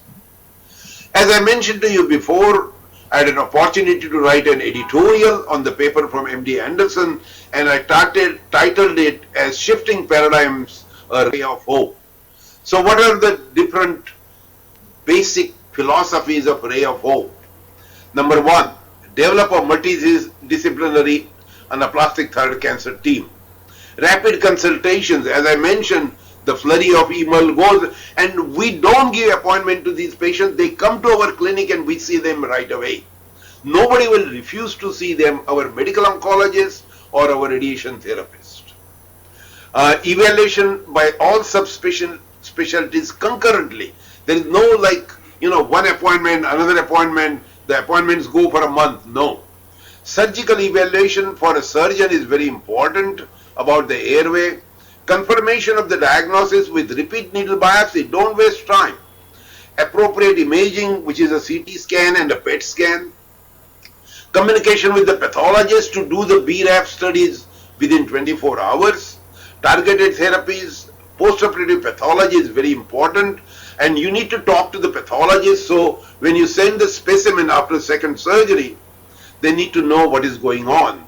And you develop your institutional protocol. Again, I want to repeat about the involvement of the ethics and the social service, and what are the patient and the family expectations. Keep in mind, a good physician treats the disease, but the great physician treats the patient who has the disease. Treat the patient, not the disease itself. This is our multidisciplinary team with medical oncologists, radiation oncologists, and obviously the surgeon. I just want to conclude by saying, when you come to the operating room as an attending surgeon, what do? We adjust the light, we adjust the position of the patient, put on the new drapes, make a big incision, and what is ideally we like to do is complain about everything. That's one of my aphorism, complain. That's what the surgeons do when they come to the operating room. During the difficult part of the operation, step out of the operating room for emergency phone call. If the tumor is stuck to the carotid artery, let the fellow handle it. Because if he makes a hole in the carotid, it is his problem, not your problem. When you don't know what to do in the operating room, use irrigation. When you don't know what to do in the ICU, use steroids. Thank you very much. Appreciate your attention, and I'll be happy to answer any questions. Thank you. Full screen. আরে full full screen করো না, এটা কি দিছো তুমি?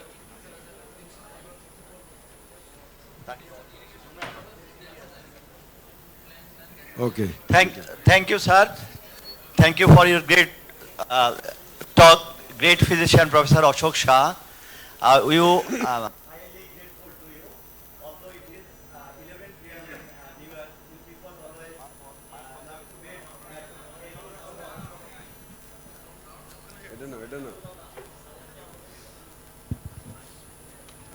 Thank you, Professor Ashok Shah, great physician, sir.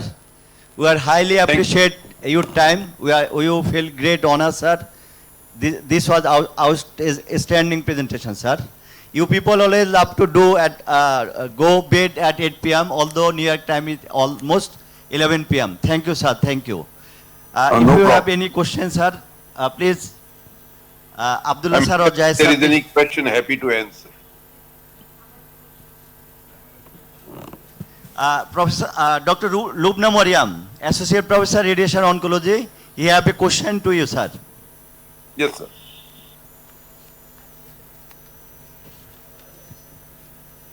Sir, it was overwhelming to have you with us.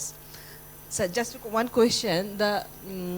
You have shown the study with BRAF indicated treatment with targeted therapy plus immunotherapy.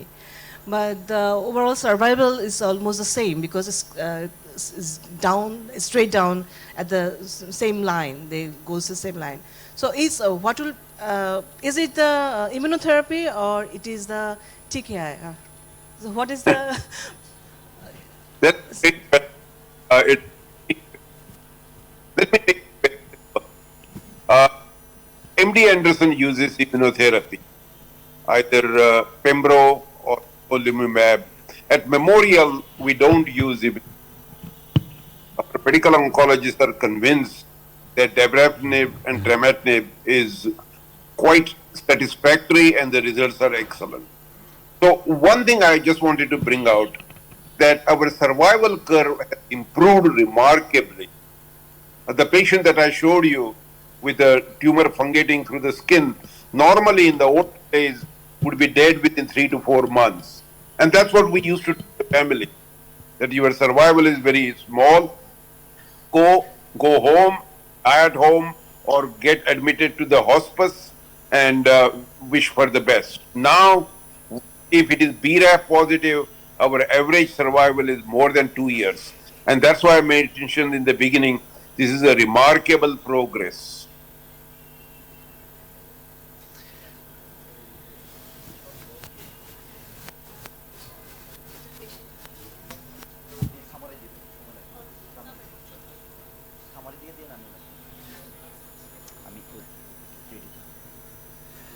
Sir, thank you, sir.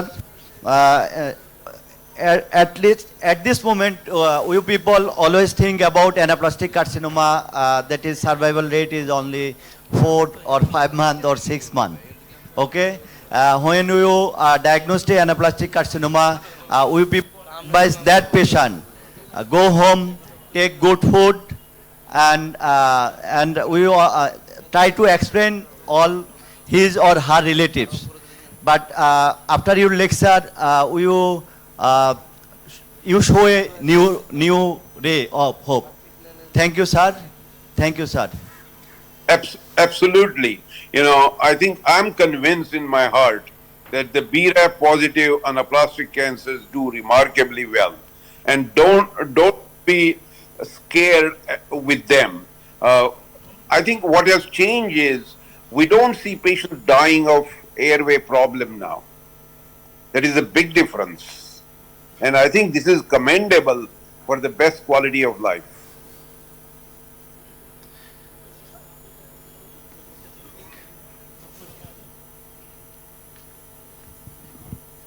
Hello, thank you, sir. This is Colonel Azad from Bangladesh. Could you remember me, sir? The last in August, I was with you in Memorial Sloan Kettering. I enjoyed your surgery.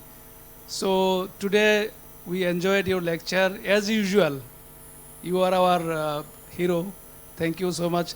One small tips for our so many trainees and postgraduate trainees over here. During coming with the big, huge thyroid with anaplastic thyroid cancer, this is a great issue for doing emergency tracheostomy. Can you give some tips to rescue the life of the patient so that we should not leave the life, we should not rescue, we could rescue the life of the patients. Your long journey of experience, can you give us some small tips to, tricks and tips to rescue the life, how to do the managed and how to do the tracheostomy, especially these types of patients. After that, we'll sit together to save the life for surgery or neoadjuvant chemotherapy, whatever may be. Thank you, sir. Great questions. I remember you very distinctly. You spent some time with us and enjoyed having you. And I enjoyed Karim. He has been with us before and see him in all the meetings. So very appreciative. Let me make it very simple about airway. You know, there was a time when tracheostomy was a common practice for anaplastic throat cancer. We realized soon, and that's why I wrote a paper some 15 years back, the role of tracheostomy in with the airway distress. Now, what happens is when you do the tracheostomy on these patients, the tumor fungates through the tracheostomy hole, it is bleeding, the tube comes out, you can't get the tube in, and they suffer. So the question is, are we prolonging the life or are we prolonging the suffering? And we concluded that I think in majority of the patients we are prolonging the suffering. However, let's say the patient that I showed you, she came on Friday night. Within an hour she was intubated. Now what are you going to do? You're going to let her die? The family is not prepared. They want something to be done. So those are the patients we will do the tracheostomy to make sure they live a reasonable amount of time with the family. Now that is more hypothetical. We had a lot of debates at Memorial. Dr. Spiro, one of our champions in anaplastic throat cancer, was furious if we would do the tracheostomy on anaplastic throat cancer. Now we do it very rarely. If occasionally, if it is BRAF positive, you can intubate the patient and start the treatment, and you may be able to extubate the patient within a week or so. Now, if you decide to do the tracheostomy, bring these patients to the operating room intubated. Don't try to do the tracheostomy awake. You will write a death certificate. Bring them to the operating room and tell the family that we may lose the patient in the operating room during intubation or during tracheostomy. I may not be able to find the trachea. There is a huge tumor in front of the trachea. And if you really want to do something airway protection, do a cricothyrotomy. Because you can find the thyroid cartilage, you can slide on it and find the cricoid cartilage, do cricothyrotomy. If you try to do the real tracheostomy, you will go through the tumor, you will not find the trachea, and it will be a very difficult situation in the operating room that you can't find the trachea and get the tube in. So do the tracheostomy after intubation, have the confidence of your anesthesiologist so they can do fiber optic intubation or not awake intubation. Put the patient to sleep and do a standard intubation. If the anesthesiologist is very scared, do a fiber optic intubation. Good morning, sir. I'm Dr. Sattar from Bangladesh. I was with you in 2016 with Nina Noatri of Indonesia. I have two questions, sir. Number one, do you think there will be some difference after publishing ATA25 treatment with RAIR, R-A-I-R, with anaplastic? Number one. Number two, in our scenario like Bangladesh, before starting treatment of anaplastic carcinoma, a lot of sequence to follow, like BRAF testing, before that like RAI negative, etc., etc. A lot of time will take, but by this time, patient will deteriorate. So, in our scenario, what is your suggestion to do? Yeah. If you talk to your pathologist, they will be able to do immunohistochemistry on a fine needle biopsy within 24 to 48 hours. Talk to your pathologist, tell them, can you do the immunohistochemistry? It is very simple. It's a simple technique of immunohistochemistry. That's not the most ideal. The ideal will be FISH and IDELA. But if you do the immunohistochemistry, the concordance is very high. So that is number one. The number two, your question about the 2025 guidelines. I think the 2025 guidelines adhere to the biology of thyroid cancer. For memorial people, this is not new. These are the guidelines which we have been following for the past 50 years.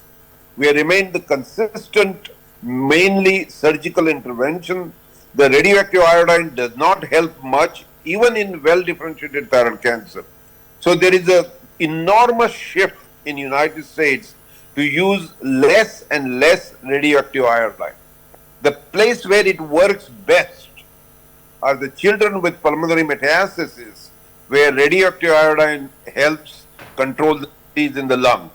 Rest all the areas, it has very little effect. Also remember, there is always a problem or the side effects of radioactive iodine. Number one, chronic sialadenitis.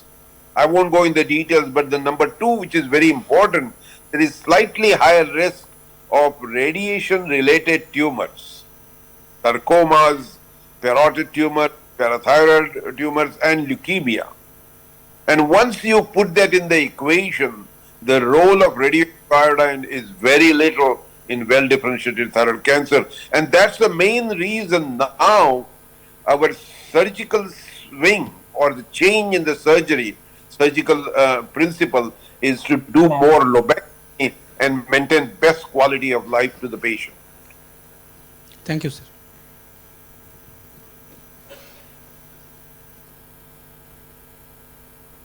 বলো না question কি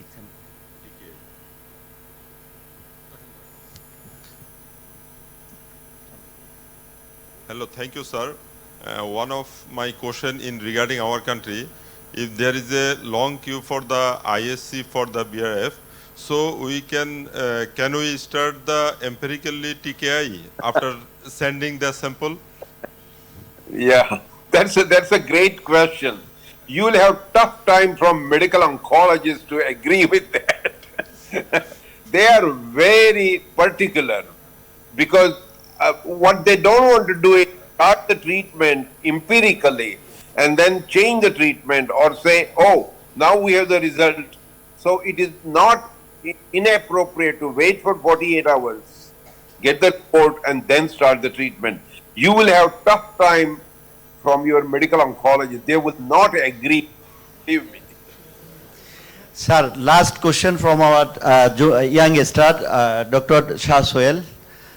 De-differentiated thyroid cancer, it is common, not common, it is almost frequently we get in this Bangladesh. De-differentiated, that means patient get radioiodine ablation 3 times, 4 times, then recurrence. At that scenario, what you suggest? Okay, so if the tumor has recurred and there is de-differentiation, the most important aspect is, can I resect it surgically? That's the number one. Okay. So the surgeon's role is paramount. If the surgeon feels I cannot resect it because of the location of the tumor or adherence to the cricoid cartilage, then go for other treatments. And there are some newer treatments with targeted therapies based on the molecular analysis or external radiation therapy. Don't discount external radiation therapy. And I was glad you do have a radiation oncologist in the room, and she was asking excellent questions. So if you talk to her, I'm sure she will be very happy in selected patients to radiate the patient with recurrent de-differentiated thyroid tumors. Okay, sir. Can you take another one question, sir? Anytime. My pleasure. I'm here now. Thank you, sir. Another issue. differentiated thyroid cancer, we have done total thyroidectomy, neck dissection. Patient is under follow-up. But Yeah. after 1 year or 2 years, patient developed a single lymph node. But TG is normal, thyroglobulin antibody is normal, patient have no complaint. What your suggestion at this scenario, sir? This is a great question, and the reason it is a great question is this is the commonest area we see. Patient has total thyroidectomy, radioactive iodine, neck dissection. Now just sit down and think a little bit seriously. You've done a neck dissection, there are 10 positive nodes. Deep in your heart, you know there is a node I missed. And it is the time that will make that node become apparent. So is this a recurrent disease? No. It is a persistent disease that we didn't appreciate at the first operation and was not cured by radioactive iodine. Okay. So what is our principle? Number one, do a good imaging studies, a good ultrasound, and don't be shy. Do a cross-sectional imaging. The CT scan. As a surgeon, you really appreciate the location of the tumor. Okay. What is it adherent to? Is it at level 2, level 3, or is it in the paratracheal area stuck to the trachea and esophagus? That's a different problem. And then make a decision, do I want to do the needle biopsy or not? Keep in mind, the minute you do the needle biopsy and that is positive, the patient and the family and his all the members of the team are going to push you to operate. Now, if the tumor is very small, below 1 centimeter, believe me, you may not find it at the time of surgery. That has happened to several of our patients. We operated, couldn't find the disease. And probably we were pushed by the patient and the family to operate. Okay. So, what are our decisions about surgery? Number one, don't be in a rush to operate. Monitor the patient. Tell the patient, I will do another ultrasound in 3 months or 6 months. If the tumor has not grown, there's no need to rush into surgery. Keep in mind, the second surgery does not mean you're going to cure the patient. That patient may need third surgery, may need fourth surgery. Okay. So rather than doing second, third and fourth surgery, consolidate that into one surgery. Sometimes it is good for the tumor to get little bigger so you can find it at the time of surgery. Okay.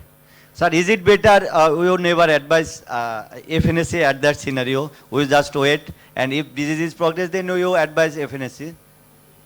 Yes, if the tumor is growing in size, yes, or it is more than 1.5 centimeter, I would advise, because if you don't do the needle biopsy, the patient will go to some other place and get a needle biopsy and say, hey, Dr. Karim missed my thyroid cancer. No, you didn't miss it.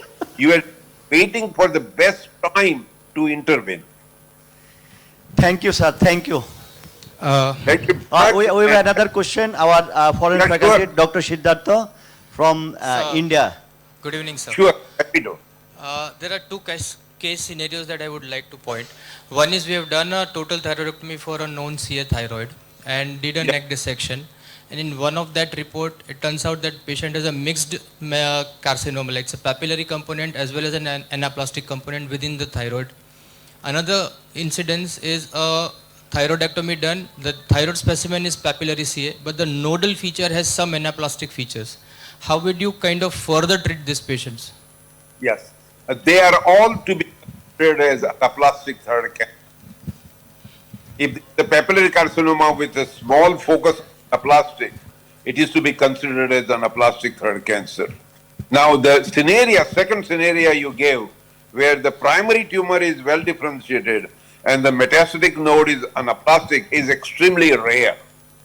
That can happen to the patients who had undergone surgery, another surgery, recurred, older patient, yes, that can happen. But the second scenario of well differentiated thyroid cancer with metastatic disease to the lymph node anaplastic is very rare. The first scenario that you said, there was an element of anaplastic thyroid cancer. Consider this as an anaplastic thyroid cancer, do the BRAF analysis and treat it accordingly. So, will you go for adjuvant iodine therapy or a radiation therapy? Okay, so if it is BRAF positive, I would go for the newer targeted therapy, dabrafenib, trametinib, and pembro. If it is BRAF negative, then I would go for radiation therapy. And any role of doing a PET at this stage for any evaluation? Yeah, the PET scan, we don't use it as much, but in a patient with anaplastic throat cancer or advanced medullary throat cancer, it gives you a sense of satisfaction that it has not gone to the bones or the lung or the liver. Because if it is a bone metastasis, then obviously the thyroglobulin will be sky high. But you will be paying more attention to the systemic disease than the primary neck disease. And sir, last question, if it is T4A and 0 anaplastic, I mean, Yeah. it's a rare, I mean, less common, but if you get this kind of a situation, T4A and 0 completely resected and neck, so how will you clinically follow up this patient? Yes, I would still treat the patient as anaplastic throat cancer and with the BRAF analysis, dabrafenib, trametinib. If it is negative, I would give external radiation therapy. The risk of recurrence in that group, which is T4A, where you have surgically resected the disease, is extremely high. Okay, thank you, sir. Sure, Sir, my pleasure. Sir, another philosophical question a bit. For thyroid surgery, especially for differentiated thyroid carcinoma, less is more concept was prevailing, especially suggested by you. Nowadays, a section of patient, we cannot reaching any conclusion by doing so many investigations like genetic testing and treatment also very much costlier than previous. So in future, what is your thought? The previous less is more will exist or not? Yes, so I'm going to make it very simple. Remember, thyroid cancer, thyroid nodules, thyroid disease is a clinical problem. Clinical judgment counts. A good surgical evaluation, a good examination of the patient with the two imaging studies which are very important. One is ultrasound. Remember, the ultrasound does not include only thyroid. It also includes the neck nodes. And a cross-sectional imaging with a CT scan. That will give you the idea about the extent of the disease.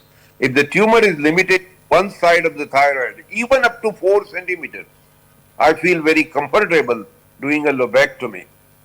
Keep in mind, by doing a total thyroidectomy and radioactive iodine, it is very unlikely you will change the course of the biology of thyroid cancer in that patient. You feel good. I did a bigger operation. I gave radioactive iodine. But would that change the outcome of the to the patient? No. Very unlikely. So we have remained consistent in doing a lobectomy in low risk and the low risk of the intermediate risk group. There is a nice paper published by our group, our endocrinologists. They have divided the intermediate risk group into the low intermediate and high intermediate. So in the low intermediate, which means tumor more than 4 centimeters, few positive nodes, 1 or 2 areas of vascular invasion, we are very comfortable monitoring the patient.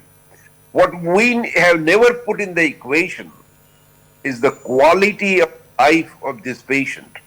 Just think, it is your family member, 25-year-old girl, undergoing total thyroidectomy and be on thyroid medication for remaining 75 years of her life. And God forbid she gets into nerve problem or permanent hypoparathyroidism, which happens in 2 to 3% of the patients. We are hurting that patient more. So quality of life issue is very critical in these patients. Thank you, sir. Sir, we have lots of questions. I think... Anything I can help. I don't want to interrupt your program, but I'm happy to answer any question. Thank you, sir. We have a last question, sir. Then our director, sir, will talk with you. Dr. Syed Farhan Ali Rajiv, he also visited in next month, hopefully, visit in your center. Look Thank you, forward sir. to Thank you, sir. Good morning, sir. I am Dr. Syed Farnali Ajib. I am coming to your institute next month, as you have selected me for 1 month's observership training, sir. I have a small question, sir. Is there any true or active role of external beam radiotherapy on differentiated thyroid cancer? Sometimes we used to face some differentiated thyroid cancer, which are very unresectable. Sometimes we, on the operative field, we found tumors is deeply invaded the esophagus and surrounding structures. And we excise the tumor, leaving macroscopic tissues because some lack of reconstructive surgeons or anything else. So is there any true or active role of external beam radiotherapy? Absolutely. I think there are very defined indications for external radiation therapy. Number one, unresectable tumor. Number two, you have done the best operation but left gross disease behind. Number three, tumor stuck to the cricoid cartilage and paralaryngeal musculature, where the risk of recurrence may end up with total laryngectomy. Or de-differentiated tumors, or the tumors which the surgeon feels very strongly that when they recur, I won't be able to help the patient. Yes, we would definitely use radiation therapy. Now, in the olden days, we're a little bit more worried about radiation therapy because of the complications of radiation therapy, such as esophagitis and the pharyngeal stricture. That's not very common now. With the targeted approach and RT or proton therapy, the risk of complications of radiation are minimal. Thank you very much, sir. Thank you, sir. Our director, Professor Hassan Jafar Rifat, will talk. Sir, Assalamu alaikum. Assalamu alaikum. I am Professor Hassan Jafar, the director of the National Institute of ENT, where this program is going on. On behalf of my institution, I'm so grateful to being with you, with all of our participants, and we are very grateful to. If we can minimum get some knowledge through your lecture and presentation, though I had that not scopes to come with you and work with you, but 2 days your lecture we get a huge information and a huge medical sciences.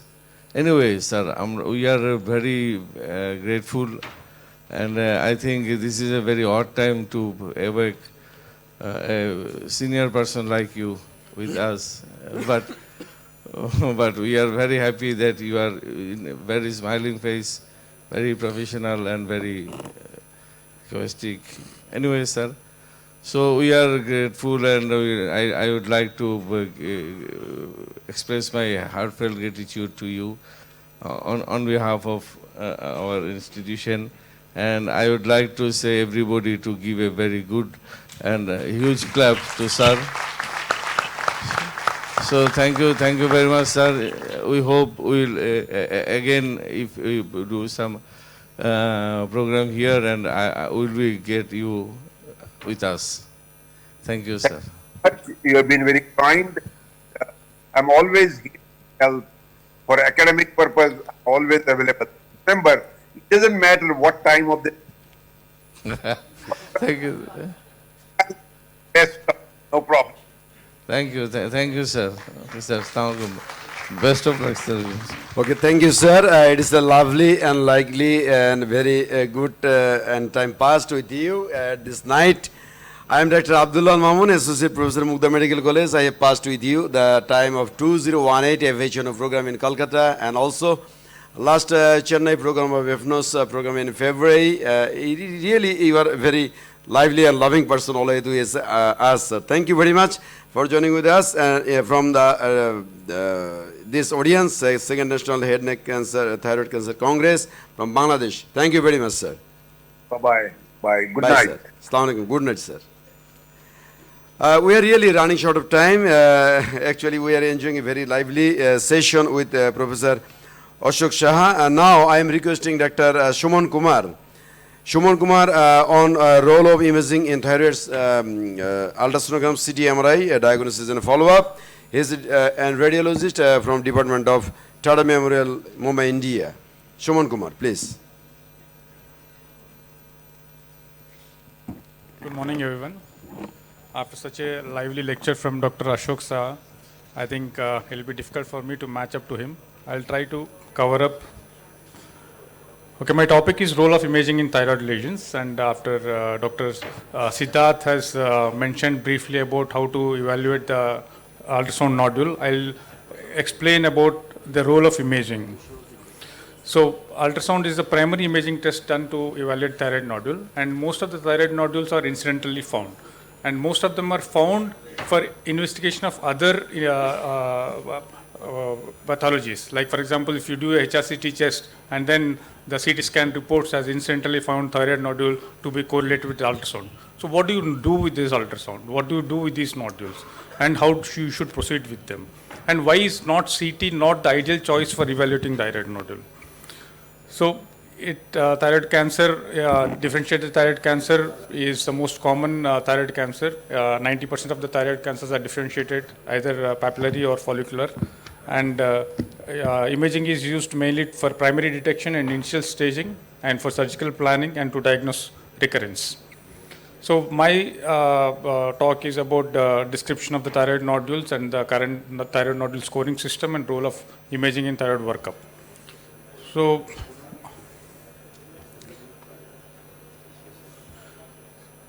I told you I'll talk about, sorry.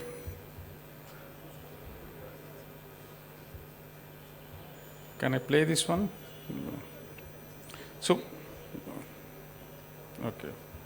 So this is a CT scan. I wanted to show the image, but on this CT, we are not able to identify this small thyroid nodule which is seen in the left lobe of thyroid. And the same one, if you see an ultrasound, that is very clearly seen. If you see, this nodule is approximately 1 centimeter, less than 1 centimeter. So ultrasound has a very good high resolution.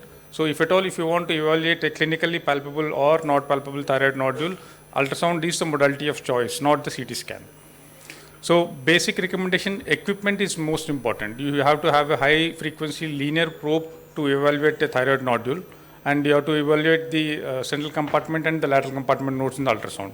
So this is a curvilinear probe which is not recommended, and the recommended probe is high frequency linear probe, and the patient position should be important, that the neck should be properly extended with the pillow under the shoulders to expose the neck.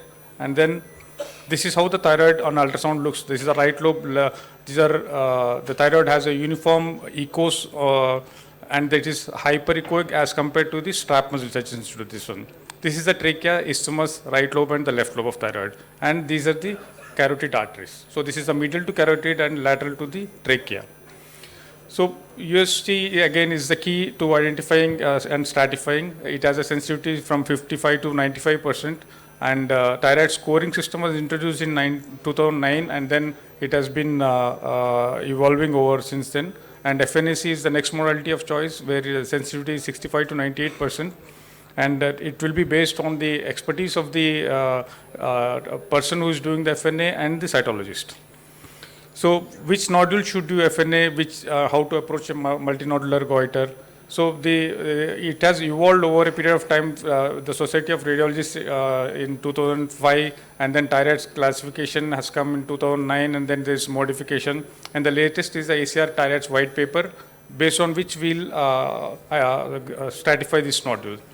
And these features, which are the features which we'll evaluate, is the composition, echogenicity, shape, margins. We'll see each one of them. So it's difficult to remember all these points.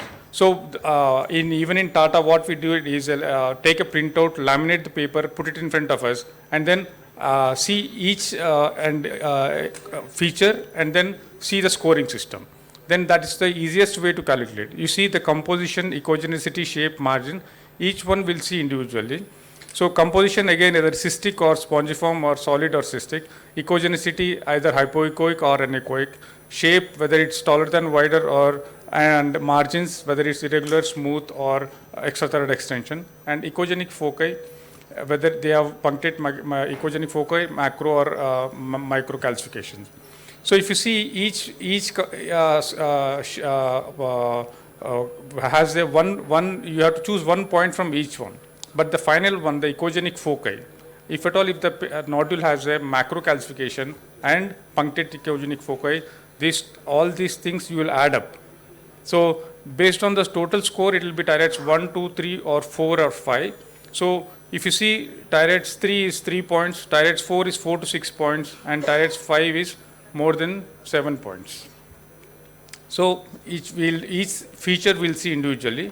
Composition, whether it is cystic or solid.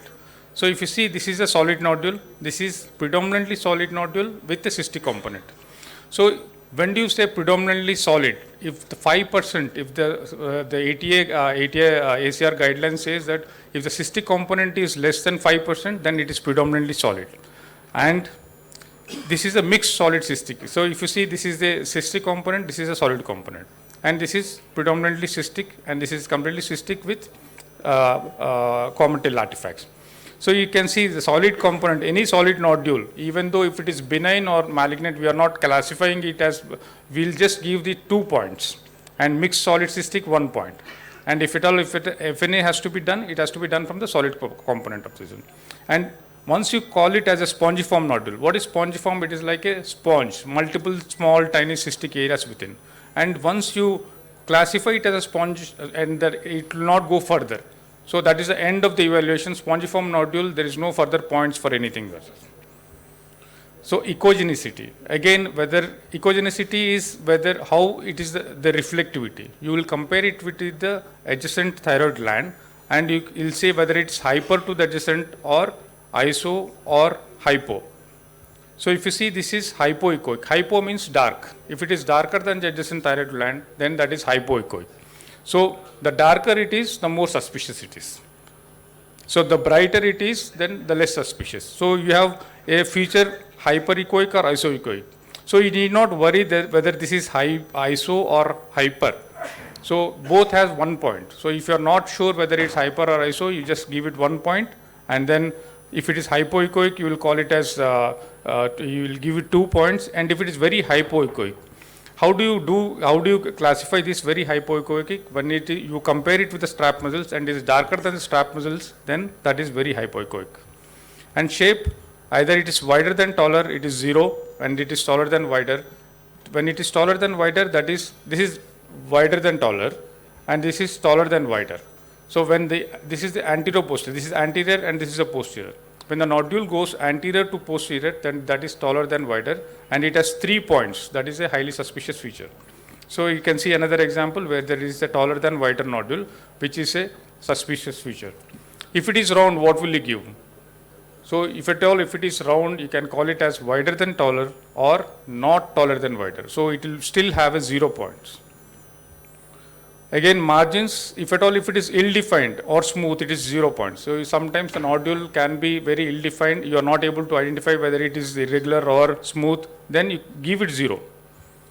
If it is well-defined, there is no irregularity here. So that is again 0. Again, this is well-defined. And if you see, these are lobulated margins. And if you can see this lobulations, then that is 2 points. And if it is extrathyroid extension, see, this is the thyroid doesn't have a capsule. So the pseudo capsule is a bright line. And if it is breached, the nodule is going outside the thyroid. That is the extrathyroid extension.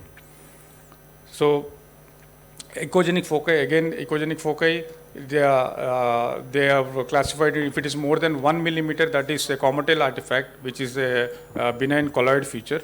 See, this is more than 1 meter, and this should be in cystic component. And if at all, if you see a very tiny echogenic foci within the solid component, those are punctate echogenic foci, which is a suspicious feature.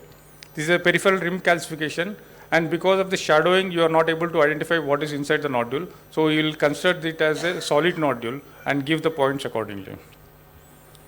So echogenic foci, like I said, they are punctate echogenic foci. Now we don't call it as microcalcification, but you call it as PEF, punctate echogenic foci, and this carries 3 points. See, if it is a solid nodule with multiple punctate echogenic foci, this is a highly suspicious nodule.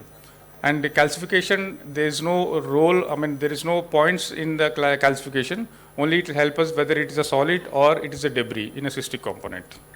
So you can see there is a solid nodule with peripheral and central calcification. So this is the various categories which I have explained to you. And when do we do FNA? And these are examples where we give how this is how we score it. So it's better to keep a chart in front of you, just circle it, and then it's instead of giving a descriptive report, you ask for your radiologist that please tell me what is the score and how did you score it.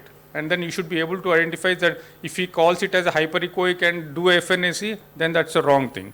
So what is the size criteria for each one? I'll tell you. So if at all, the previous ATA guideline says low risk or low suspicious. For example, TI-RADS 3 nodule, if it is more than 2.5 centimeters, FNAC recommended. And if it is TI-RADS 4 nodule, more than 1.5 centimeters, FNAC is required. And TI-RADS 5 nodule, now even though you say TI-RADS 5, if it is less than 1 centimeter, you need not do FNAC. Only if you are planning to do a surgery, then FNAC is recommended. If at all, if it is an active surveillance, then FNAC is not recommended according to ATA guidelines. So the risk of malignancy is very high if it is solid and hypoechoic with multiple punctate echogenic foci. And the cystic component, as the cystic component increases, the risk becomes low. So FNAC categories are varies, but for 3, if it's a class 3 nodule, then more than 2.5 centimeters only the FNAC is recommended. So again, for a USG features of malignant node, like I said, it's a loss of fatty hilum and echogenic foci within necrosis, then that is again a suspicious node. How do we do FNAC? This is ultrasound guidance. And if at all, if you see the sensitivity of FNAC, it is 97 to specificity is 96%. And the recommended gauge is 25 gauge. The smaller the bore, the better the yield it is. So the wider the bore, the chances of blood going into the needle and causing a false negative, it will be there. So this is how we do FNAC. I'll show you. We have a ROSE technique and in-house cytologist who will be present at the site of FNAC. We remove the sample and give it to the cytologist. And FNAC, 3 passes can be done on the for FNAC. And there is a parallel versus perpendicular technique. I'll show you the techniques. So this is a parallel technique. This is parallel to the probe, where the complete needle is seen. But if the needle is located deep, then you can use a perpendicular technique only where the tip of the needle is seen. So the needle is perpendicular to the ultrasound beam. So aspiration and non-aspiration technique. Non-aspiration is recommended. We need not aspire. Negative suction is not required. So just put in a needle, pass 3 times, and then take it out. The sample will be there. With the capillary actions, you will get the cells. So technique is either whirling technique, where you rotate the needle inside and then to and fro motion. So this is called the to and fro motion technique, where you pass in the needle and then this is a again to and fro motion. This is a whirling technique where you just rotate the needle. So you pass 2 times, 3 times and then whirl and then take it out, the sample will be adequate. So this is a needle gauge, and then studies have been done which is the best needle gauge. 25, the orange color spinal needle is better. And how we do the smear, we prepare the smear on site, and then the cytologist will be there who prepares the smear and then fixes the smear. And there is one slide which is air dried, and then one is stained immediately, rapid staining, and seen under the microscope, and then for the sample adequacy. And if the cytologist says that the sample is not accurate, we'll again repeat the sample so that the negative test is very less. So when the cytologist says the sample is not adequate, we'll again reaspirate, and the cytologist write it as adequate sample and send it for analysis further. So for all the FNACs, we do this one. So rapid on-site examination. So again, the targeting the solid component is important, and the Bethesda classification, ma'am will tell regarding this one. And when do we use CT? When there is a frank extrathyroid extension, and then you are contemplating anaplastic thyroid or a mediastinal extension, then the CT will help us. And if you see, this is the ETE grades. The higher the ETE grade, then the chances of infiltration of the surrounding structures is high. So this is an example of the CT. This is the ultrasound. This is the MRI, where MRI, if at all, if you are thinking that perivertebral fascia involvement is there, then the MRI is recommended. This is a large thyroid nodule, thyroid tumor, which is infiltrating the esophagus, extending into the tracheoesophageal groove and the prevertebral fascia. So prevertebral fascia involvement, we see it on cross-sectional imaging. And shin grading is also important, where you see the infiltration of the trachea. You see, if this is shin 1, and this is shin 2, where the cartilage is involved, and shin 3, where it is extending up to the mucosa, and then shin 4 is a frank infiltration of the mucosa. So these are various examples of the shin. So you have in the cross-sectional imaging, shin grading is important, and the number of thyroid tracheal cartilages to be removed also will be based on the cross-sectional imaging. And nodal metastasis is, we have to see lateral compartment, bilateral or unilateral, and central compartment. The mention of central compartment is also very important, so that they will be addressed at the time of the surgery. So post-treatment imaging, again, this is a very difficult topic. You see fibrosis might appear as a nodule, and then you should be able to differentiate it, and this is a recurrent nodule in the thyroid bed, and this is a follow-up case of hemithyroidectomy on the right side, and the left lobe of thyroid has a nodule which was initially detected as benign, but on follow-up imaging you can see there is an increase in size, which on FNAC proved to be suspicious. So follow-up of the opposite lobe of thyroid is also very important. And then thyroglossal duct is incidentally found. You also look for a carcinoma in a thyroglossal duct. This is a thyroglossal duct MRI. And aberrant subclavian artery is very important for the surgical consideration when you are planning to do intubation or non-aberrant, non-recurrent laryngeal nerve. For this, subclavian artery should be there. And then our surgeons always ask for the course of the carotid, whether it is retropharyngeal or parapharyngeal. That also has to be mentioned. So the radiologist plays a very important role, and then you have to demand what you want, otherwise the radiology reports will always be suboptimal. So once you know that what is it you want and how you are, if at all, if the report says there is a thyroid nodule and FNAC is suggested, you should ask what are the suspicious features based on which your FNAC is recommended.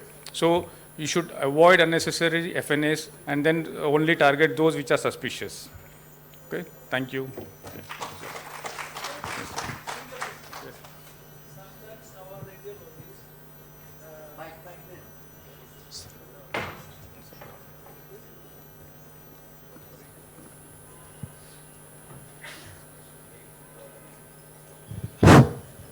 As a thyroid surgeon or head neck surgeon, we are very much cautious regarding the clearance of the neck nodes, especially central compartment and lateral compartment, if positive, because radioiodine is not working in this neck node. Only thyroid tissue is sensitive to radioiodine, you all knows.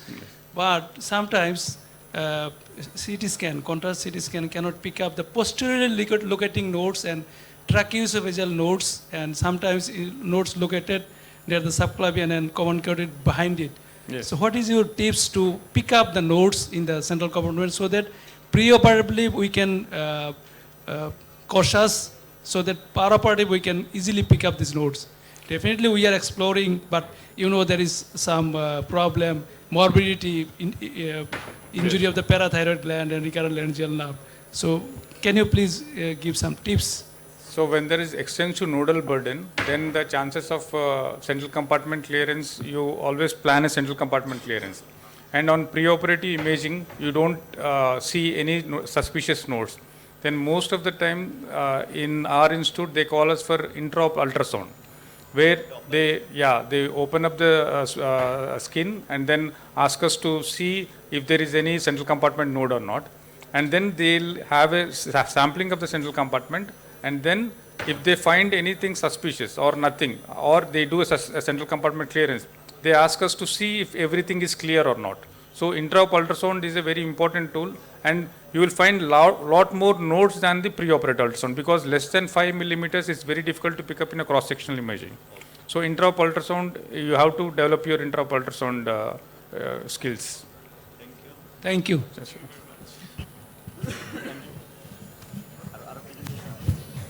Thank you, Shuman Kumar. Good guidance and good things are expressing by sonogram as well as CT scan. Now I am going to Dr. Aishwarya Patil. She is a pathologist and professor, Tata Memorial Center, and Mumbai, India. I am welcoming her to express the presentation.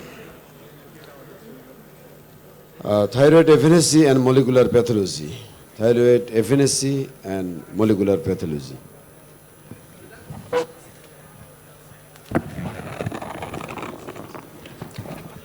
Thank you very much again. Sit down, please. Sit down, please. After so many interesting and very informative lectures, my job is kind of easier. I'm just going to take it further with re-emphasis on certain points and few addition of new points. I'm going to talk on thyroid FNAC and molecular pathology. Believe me, trust me, I'm not going to talk of too much of pathology. I know I'm talking to surgeons. But first of all, thyroid FNAC, Dr. Suman has nicely explained you how we do FNAC thyroid in Tata Memorial Center. Most of our FNACs are done under ultrasound guidance, so make sure that we get minimum number of non-direct diagnostic or inadequate FNACs. So it's a procedure of choice for evaluation of thyroid nodule. It is rapid, cost-effective, reliable tool. It helps us to triage the patient, whether patient should go for surgery, whether patient should go to endocrinologist, or can be just active surveillance done in these patients. And accuracy of diagnosis, as earlier explained, it entirely depends on the skill of the radiologist or pathologist or surgeon who is performing FNAC, and skill of the experience and training of the pathologist who is interpreting it. Now, indications, again, not going to go into detail. Dr. Suman has explained it very nicely. Any suspicious nodule that is on imaging, besides that, clinically suspicious nodule, that is some family history of cancer, prior history of radiation, and any node, all FDG PET avid lesions, they can be aspirated. What we expect from surgeons and radiologists for FNAC is give us all this information, what is listed here. This is very, very essential. Let me tell you, because we in Tata, we are privileged, I always say that, because we have EMR, electronic medical record. We go to EMR, get all information, look at the radiology findings, look at the thyroid score. Because of this, if there is any discrepancy, we make sure that we put it in our report, that if it is saying thyroid 5 and we are calling it Bethesda 2, which is benign, definitely this is not a representative FNAC. So that's why a pathologist needs all this information. It's not that we are going to make our decision or prepare our report based on all this information. We need this to make sure whether we are in line with that, whether it is discrepancy, and in that case we can inform the radiologist and the surgeon that there is some kind of discrepancy, please reevaluate. And FNAC procedure, I will not go into the detail. Again, it is explained very nicely. I want to quickly talk about this rapid on-site evaluation rules, which all institute should develop that. We keep talking to pathologists also. This has definitely improved our yield and less number of non-specific or non-diagnostic FNACs, because there, as Dr. Suman explained, the radiologist is performing the FNAC, the cytotechnician is there who is immediately preparing the smear, rapid staining, and cytotechnologist or a pathology resident is there to look at whether it is adequate or not. This is actually just if one or two passes are not giving you adequate FNA material, the radiologist can go for third pass. If first two passes are giving adequate material, no need to poke the patient again. And thus it reduces number of FNAC passes, number of FNAC attempts, and number of ultimately cost to the patient. As I said, it involves radiologist, cytotechnologist, and pathology resident. This is our set of both at Tata Memorial Hospital, TMH and ACTREC.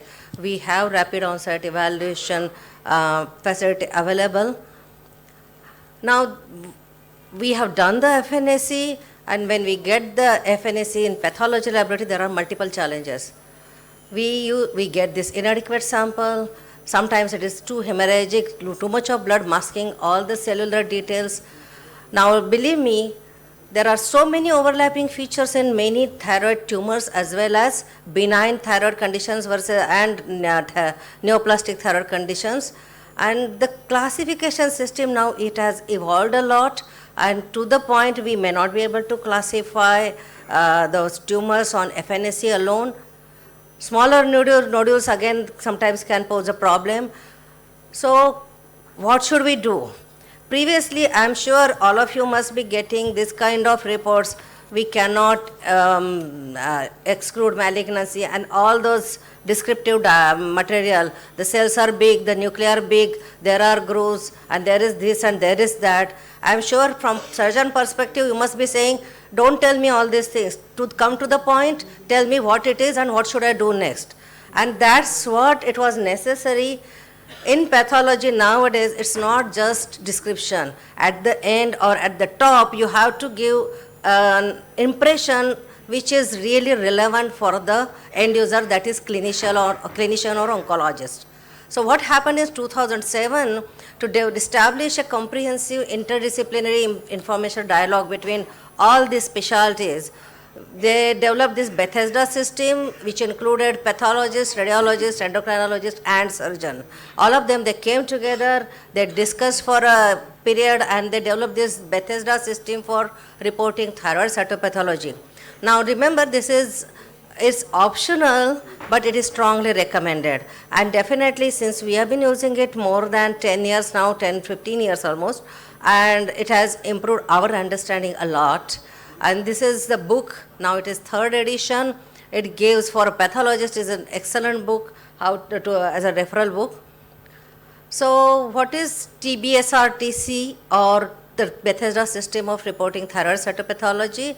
This is a summary document which includes indications, what is the training is required, credentialing technique, terminologies and morphology criteria, that's for pathologists, ancillary studies including immunohistochemistry and molecular techniques, that is again for pathologists, and post-FNAC options for testing and treatment, this is for clinicians or oncologists. So what are those categories? The categories, as you see here, the categories are 6, 1, 2, 3, 4, 5, 6. One is non-diagnostic, second is benign, third is ATP of undetermined significance, which means we really can't say whether it is neoplastic or non-neoplastic. Then follicular neoplasm is 4. Here I want to put an emphasis.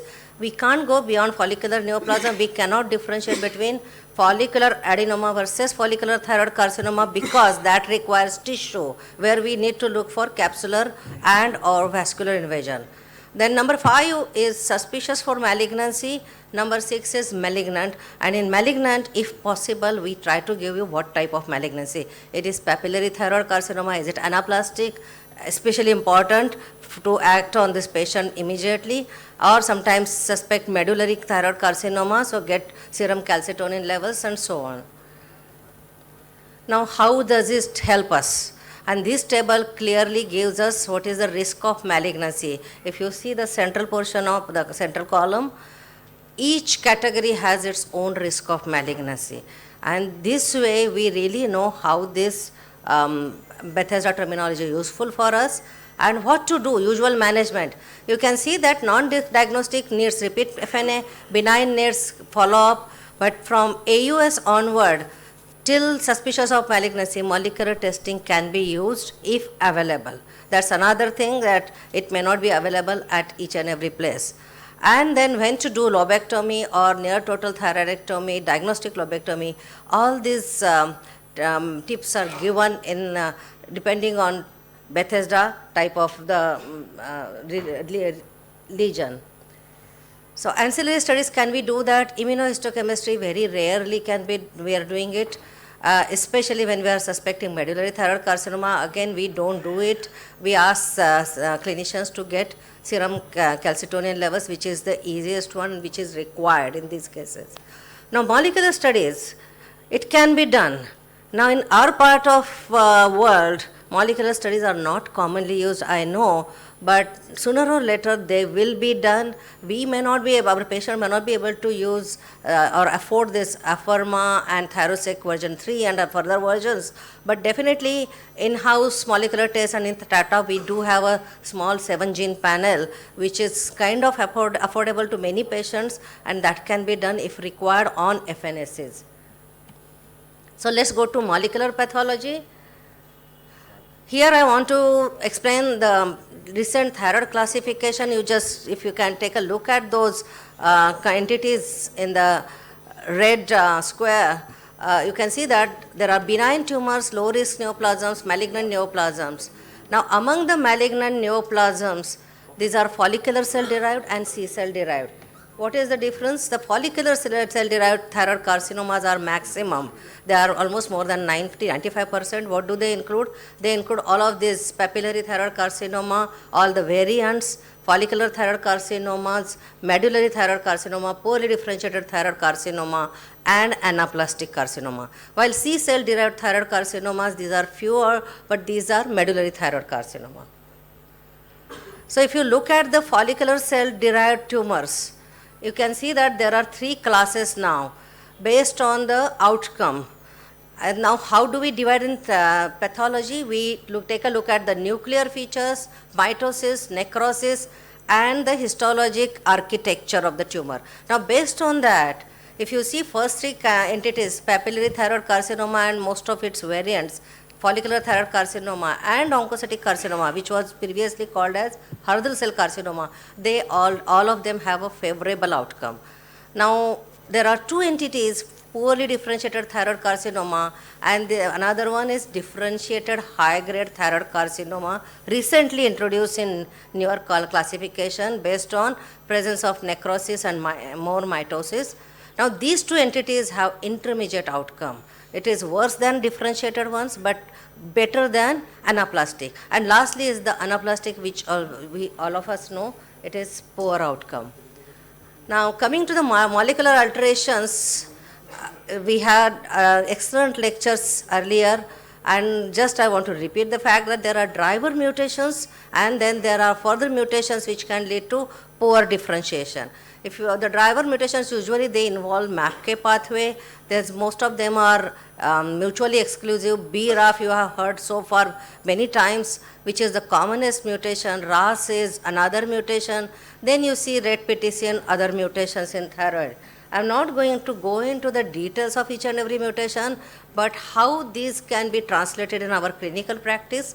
So BRAF-like tumors, just we can remember there are BRAF-like tumors and RAS-like tumors. This I'm talking about differentiated thyroid cancers. BRAF-like tumors, they are less differentiated. They include classical type and its variants including tall cell type, while RAS-like, these are follicular pattern tumor, follicular thyroid carcinoma, follicular variant of thyroid carcinoma. These are all RAS-like tumors. And these are the different features of both the types of tumors. RET PTC can be seen in the first group again. RAS mutations are infrequent in this. Now the thing is that the BRAF type tumors, they frequently go to nodes and many times also distant metastasis, while the RAS type, they usually are associated with distant metastasis. Nodal metastasis is very, very rare. Medullary thyroid carcinoma, we know there are sporadic and germline mutations and red point mutations are there, red gain of function mutations are there. They are associated with MEN2A, MEN2B and familial medullary thyroid carcinoma syndromes. Now, how molecular pathology can help us? First and most important, we heard about in the morning lecture and also later on, molecular pathology is very essential nowadays, especially in selected patients for targeted treatment. And here the tissue or FNSC can be submitted to NGS and targeted treatment. This is a small list definitely, but these are the agents that can be used. There are more and more agents being added. Now, do we need molecular testing for all? As Dr. Shah explained nicely, BRAF immunohistochemistry can be done in selected cases whenever required, and that is very good. But for rest of the targets, we need molecular testing, including NGS. Now, there are different platforms, Thyrosec, Afirma, Thygenex, and then Rosetta. All these are in the outside countries, Western countries. They are not really affordable to majority of our patients, but those who can afford, they can always avail this opportunity. I have given there is this positive predictive value and negative predictive values already included in this one. So what are this rule in and rule out tests? So before I end my talk, let me talk about the rule out test and rule in test. Rule out test is low molecular probability of cancer. That means you are thinking it's you don't want to avoid the surgery, and there the rule out test can be helpful. If it is positive, surgery can be avoided. That is very low molecular probability of cancer. Surgery can be avoided, and Afirma is one of these tests. Now this can be done on FNSC material. Rule-in test has high molecular probability of cancer, where it tells you that possibility of cancer is more and you can choose to operate this patient, especially when you have a dilemma whether to operate it or not.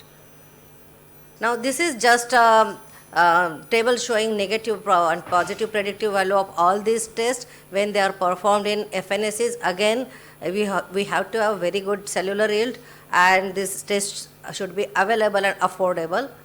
And how they do when you have to decide about whether to go for surgery or not, you can see Thyrosec version 3 performs much better as compared to Afirma, but then each and every platform has its own positive and negative considerations. And this is at the end a last chart. You can see that for benign nodule on FNSC, you don't have to do anything. Observation surveillance is enough. For category 3 and 4, AUS and FN, molecular testing, if available, can be done and go for surgical surgery or observation depending on the test. For frankly malignant in selected cases, targetable mutations can be identified by molecular testing. So my take-home message is FNSC is quite rapid and cost-effective procedure, especially when we use it with rapid onset evaluation. The adequacy is good. Bethesda system can be, after Bethesda terminology can be used, and it is strongly recommended for pathologists to use them, and molecular studies in selected patient can help us with treatment decision. Thank you very much. Again, our disease management group at TMH and ACTREC. This is Tata Memorial Hospital and ACTREC, and we welcome you to Mumbai in 2026 February. Please save the date, evidence-based meeting. This is the largest meeting in head and neck and thyroid cancer. Thank you very much. Ma'am, a short question. Yeah. Molecular testing is available in India? So it is available, like for us, we have ingrown panel. If you have to get Thyrosec and all, you have to send it out. Okay. And not many, those who can afford, they can always send it. I think the surgeons can explain better because we don't send it anywhere. How much cost in India? India, for Tata, we have different categories of patient, okay. And those that get a subsidized treatment, still it costs almost 15 to 20,000 rupees. But it is possible to do it. It's not in lakhs. Okay. Thank you, madam. Thank you. Thank you, madam. Thank you by her. Thank you, madam. By her lecture, we already know that from diagnosis, for the diagnosis purpose as well as for the surgical point of view, we have to go for the next gradually lecture. I am now requesting Dr. Syed Farhan Ali Rajib sir on the dais deliver his speech on the management of differentiated thyroid carcinoma, low risk to high risk. Dr. Farhan Ali Rajib sir. Thank you, Dr. Mamun, for your nice introduction. Good morning, respected teachers and distinguished faculties from home and abroad, and my dear colleagues and juniors. Assalamu alaikum. So, I would like to bring my expression of gratitude to the organizers, especially Dr. Abdul Karim Mitu, for giving me the opportunity to be a part of this memorable head and neck conference. So, today, actually, I will be talking on updated approach to the management of differentiated thyroid cancer, current guidelines and emerging evidence. So, as we know, it's very difficult to discuss whole management procedures of differentiated thyroid cancer in a short period of time. So, I'm going to start now. I'm going to skip some slides because this is the basic anatomy of the thyroid gland. It's epidemiology of the thyroid cancers. The incidence basically is in UK and US incidence. There's 11 per 100,000 and 13.5 per 100,000. And 44,020 new cases of thyroid cancer in 2024. It is diagnosed in USA. This is the WHO pathological classification of differentiated thyroid cancer, as my previous speaker has already shown it. That's low risk neoplasm, malignant neoplasm, that's follicular thyroid carcinoma, invasive encapsulated follicular variant papillary carcinoma, papillary thyroid carcinoma subtypes, and oncocytic carcinoma. And this is the true incidence of thyroid cancers that we can show here. The papillary is 81% and follicular 10%, medullary is 5%, anaplastic 3 and lymphoma 1. So differentiated thyroid cancer occupied almost 90% of all the cancers of thyroid gland. So a clinical manifestations, thyroid cancer sometimes it presents with a solitary thyroid nodule or cervical lymphadenopathy, or sometimes pain in the neck or rapidly enlarging goiter. This slides has already shown by my previous speaker. That's when we find a suspected nodule, then how we proceed. That's we find first we advised for ultrasonography, and according to the sonographic features, then we do the FNSC, and then the FNSC is well-known Bethesda system. I'm coming forwards. And what is actually differentiated thyroid cancer? The differentiated thyroid cancer consists of a group of malignant tumors derived from thyroid follicular cells. And what are the investigations? So, serum thyrotropin, that is the first investigation we should advise. And if the serum TSH is subnormal, a radionuclide thyroid scan should be performed. And if the serum TSH is normal or elevated, a radionuclide scan should not be performed as the initial imaging evaluation. And sonography. It is already discussed, nicely explained by my previous speaker. And thyroid ultrasound reporting is now increasingly using the TIDAT, the Thyroid Imaging and Reporting Data System. And based on this system, that's TIDATS 1, that is benign, TIDATS 2, not suspicious, TIDATS 3, mildly suspicious, TIDATS 4, moderately suspicious, and TIDATS 5, highly suspicious. And preoperative neck ultrasound to evaluate cervical lymph nodes in the central and lateral neck compartment, as well as for gross extrathyroidal extension, is recommended for all patients undergoing surgery for malignant cytologic or molecular findings. And when we suggest FNSC or when we advise FNSC, the nodule greater than 1 centimeter in greatest dimension with high suspicion sonographic pattern.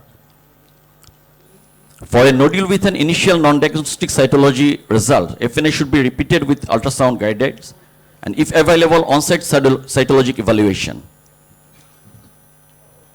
An ultrasound-guided FNA of sonographically suspicious lymph nodes greater than 8 to 10 millimeter in the smallest diameter should be performed to confirm malignancy if this would change management. And what about neck imaging? It's already mentioned. This preoperative use of cross-sectional imaging, either CT or MRI, with intravenous contrast, is recommended as an adjunct to ultrasound for patients with clinical suspicions for advanced disease, including invasive primary tumor or clinically apparent multiple or Burkitt lymph nodes involvement. These are the sonological features. It's already described by my previous speaker, so I'm going forward. This is the well-known Bethesda system, and based on this system, the risk of malignancy and usual management. Then we categorize the risk group for differentiated thyroid cancer. These are the prognostic factors, that age, less than 55 and greater than 50, intermediate, low, intermediate, and high. We categorize in 3 categories: low, intermediate, and high. And less than 55, age, and 55 or above, and greater than 55. And gender, female and male. Male is now put in intermediate category. And size, less than 4 centimeter and greater than 4 centimeter. And intragranular, extragranular, is low grade, high grade, and whether distant metastasis absent or present. This is the AJCC or UICC TNM staging, the 8th edition, as we know it. The T1A tumor less than 1 centimeter limited to thyroid, and T1B tumor greater than 1 or less than 2 centimeter limited to thyroid, T2, T3, T4. This is the N classification. Here we can see that N0, no evidence of regional lymph node metastasis. It is categorized in N0A and N0B, one or more cytological or histologically confirmed benign lymph nodes. Sometimes we encounter this sort of lymph nodes with differentiated thyroid cancer, and N0B, no radiological or clinical evidence of metastasis. And this is the staging. So what's the basic difference between 7th and 8th classification? So age cutoff used for staging was increased from 45 to 55 years at diagnosis. Minimal extrathyroidal extension detected only on histological examination was removed from the definition of T3 disease, and therefore has no impact on either T category or overall stage. And N1 disease no longer upstage a patient to a stage 3 if the patient's age is less than 55 years at diagnosis. And N1 disease is stage 1 if age is greater than 55 years, and N1 disease is stage 2. And T3A is a new category for tumor greater than 4 centimeter confined to the thyroid gland, and T3B is a new category for tumor of any size demonstrating gross extrathyroidal extension into strap muscles, like sternothyroid, sternohyoid, thyrohyoid, and so and so. And level 6 lymph nodes previously classified as lateral neck lymph nodes were reclassified as central neck lymph nodes. And differentiated thyroid cancer, the presence of distant metastasis in older patients is classified as a stage 4B disease rather than a stage 4C. So what are the treatment options of differentiated thyroid cancer? These are the active surveillance, as my previous speaker, Professor Dewan Hassan, has already mentioned and finally discussed about all the active surveillance process of DTC, and then surgery, radioactive iodine, external beam radiotherapy, thyroxine therapy, or chemotherapy. So active surveillance may be offered as an appropriate management option for some patients with clinically T1A, N0, M0 papillary thyroid carcinomas, and shared clinical decision making between the patient and clinical team regarding risks and benefits of this approach is essential. And ultrasound guided percutaneous ablation, it is already mentioned, may be considered as an alternative to active surveillance or resection for CT1A, N0, M0 papillary thyroid carcinoma in selected patients. So these are the basic definitions of the surgery that we usually do, the total lobectomy or hemithyroidectomy, near total thyroidectomy, or what is total thyroidectomy. So operative approach for a biopsy diagnosed for differentiated thyroid carcinoma. When resection is performed for patients with thyroid cancer less than 2 centimeter without gross extrathyroidal extension and without metastasis, the initial surgical procedure should be a thyroid lobectomy unless there are bilateral cancers or other indications to remove the contralateral lobe. For patients with low risk unilateral thyroid cancer greater than 2 centimeter, greater than 2 and less than 4 centimeter, thyroid lobectomy may be the preferred initial surgical treatment due to the significantly lower risk and side effects. However, the patient and treatment team may adopt total thyroidectomy to enable radioactive iodine administration and enhance follow-up based on disease features, suspicious contralateral nodularity, and or patient preference. Or for patients with thyroid cancer greater than 4 centimeter, cancer of any size with gross extrathyroidal extension or clinically apparent metastatic disease, the initial surgical procedure should include a total thyroidectomy with gross removal of all primary tumor and no dissection unless there are contraindication to this procedure. So this is the actually the extent of thyroidectomy by surgical procedure which is advised by AJCC according to the staging of the differential thyroid cancer. Here we can see the clinically T1, N0, M0 unilateral. The preferred surgical treatment is lobectomy, that is hemithyroidectomy at least. CT1, N0, M0, total thyroidectomy, and CT2M, N0, M0 bilateral total thyroidectomy, and C3-4 and N1 or clinically metastasis 1, that is total thyroidectomy. So when we advise for completion thyroidectomy, the completion thyroidectomy for cancer following initial lobectomy may be considered to address persistent primary malignancy, facilitated radioactive iodine administration, and enhanced follow-up based upon higher estimated risk of recurrence identified postoperatively, accounting for recurrent laryngeal nerve functions. And completion thyroidectomy for occult oncocytic thyroid carcinoma may be considered based on indications like other histological types of differential thyroid cancer. And prophylactic central compartment lymph node dissection should not be performed for most small non-invasive clinically node-negative papillary thyroid carcinoma and for most follicular thyroid carcinoma. And prophylactic central compartment neck dissection may be considered in patients with papillary thyroid carcinoma and clinically uninvolved lymph nodes who have advanced primary tumors like T3 or T4, or for whom the information will be used to plan further steps in therapy. But this approach should be weighted against the risk as they evolve during thyroidectomy. And therapeutic central compartment, that is level 6 and upper level 7, neck dissection for patients with clinically involved central nodes should accompany thyroidectomy to clear disease from the central neck. And therapeutic central compartment lymph node dissection with dissection of the ipsilateral central compartment lymph nodes is recommended to accompany lateral compartment neck dissection and thyroidectomy for patients with clinically involved lateral neck lymph nodes.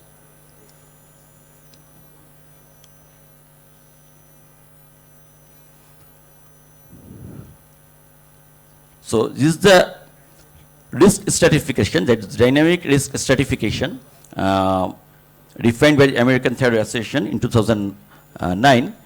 When we consider these are the low risk or high risk, that papillary thyroid carcinoma, no local or distant metastasis, all macroscopic tumor has been resected, no tumor invasion or locoregional tissues or structures, the tumor does not have aggressive histology like pulse cell, Hobnell's variant or columnar cell carcinoma, no vascular invasion, clinical N0 or less than 5 pathologic N1 micrometastasis, less than 0.2 centimeter in large dimension, intrathyroid encapsulated follicular variant of papillary thyroid cancers, intrathyroidal well-differentiated follicular thyroid cancer with capsular invasion and no or minimal vascular invasion, there is less than 4 foci. And this is intermediate risk, microscopic invasion of tumor into the perithyroidal soft tissue, radioactive iodine avid metastasis foci in the neck on the first post-treatment whole body radioactive iodine scan, multifocal papillary microcarcinoma with extrathyroid extension and BRAF600E mutated. And high risks are macroscopic invasion of tumor into the perithyroidal soft tissue, gross extrathyroidal extension, incomplete tumor resection, distant metastasis, postoperative serum thyroglobulin suggestive of distant metastasis, and pathologic N1 with metastatic lymph nodes greater than 3 centimeter in largest dimension, and follicular thyroid cancer with extensive vascular invasion. So remnant ablation, it's a matter of question. When we advise for remnant ablation, is not recommended routinely after total thyroidectomy for patients with low risk tumor. And remnant ablation, that radioactive iodine adjuvant therapy may be considered after total thyroidectomy in patients with low, intermediate, and intermediate high risk of recurrent differential thyroid carcinoma. And also it is recommended routinely after total thyroidectomy for patients with high risk DTC and patients with an initial diagnosis of DTC with distant metastasis. Radioactive iodine therapy is recommended routinely after total thyroidectomy. So what should be the initial TSH goal after total thyroidectomy according to the risk stratification? This, if we do the lobectomy, the initial TSH goal should be the 0.5 to 2 microinternational urine, and initial therapy is total thyroidectomy. Then the initial TSH goal, if not stimulated TG, is not greater than 0.2 milligram per ml, then the maintenance TSH is 0.5 to 2. And if initial therapy total thyroidectomy, therapeutic neck dissection, and plus minus prophylactic central compartment neck dissection, initial TSH goal is 0.1 to 0.5. So this is the take-home message that personalized care is increasingly emphasized for patients with differential thyroid cancer, and modern approaches use genetic information and careful risk assessment to determine who will benefit most from surgery, radioactive iodine treatment, and ongoing monitoring. So I am going to, can I have 1 minute, Samitu? Okay. So I am going to show some short video clips. That's a patient, 56 years old male. Actually, he presented to us with the swelling over the chest. And FNAC revealed it's a metastatic papillary carcinoma of the thyroid. Then we excised we did the total thyroidectomy, and with the help of thoracic surgeon, we excised the external part. Here we can see it's only involved the sternum, body of the sternum.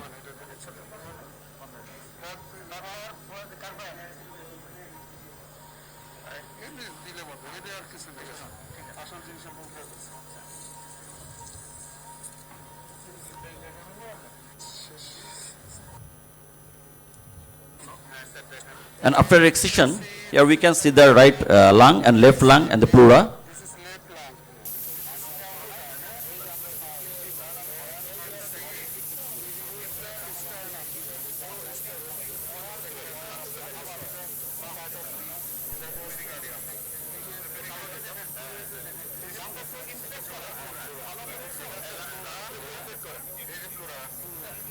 Heart is beating, we can see the.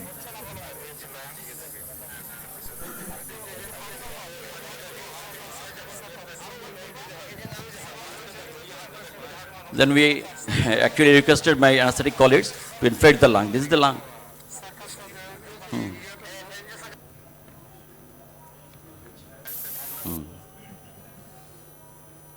And this is the postoperative features.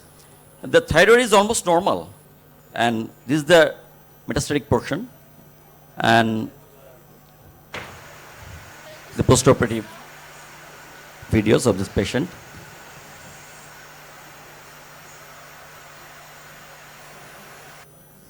This is another case.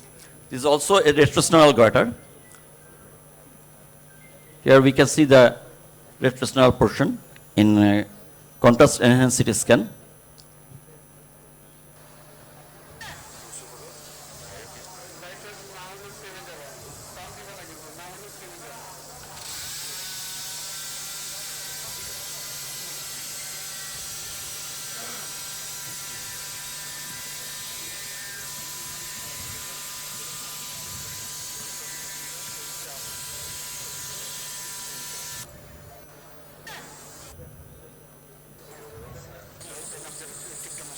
This is the retrosternal portion.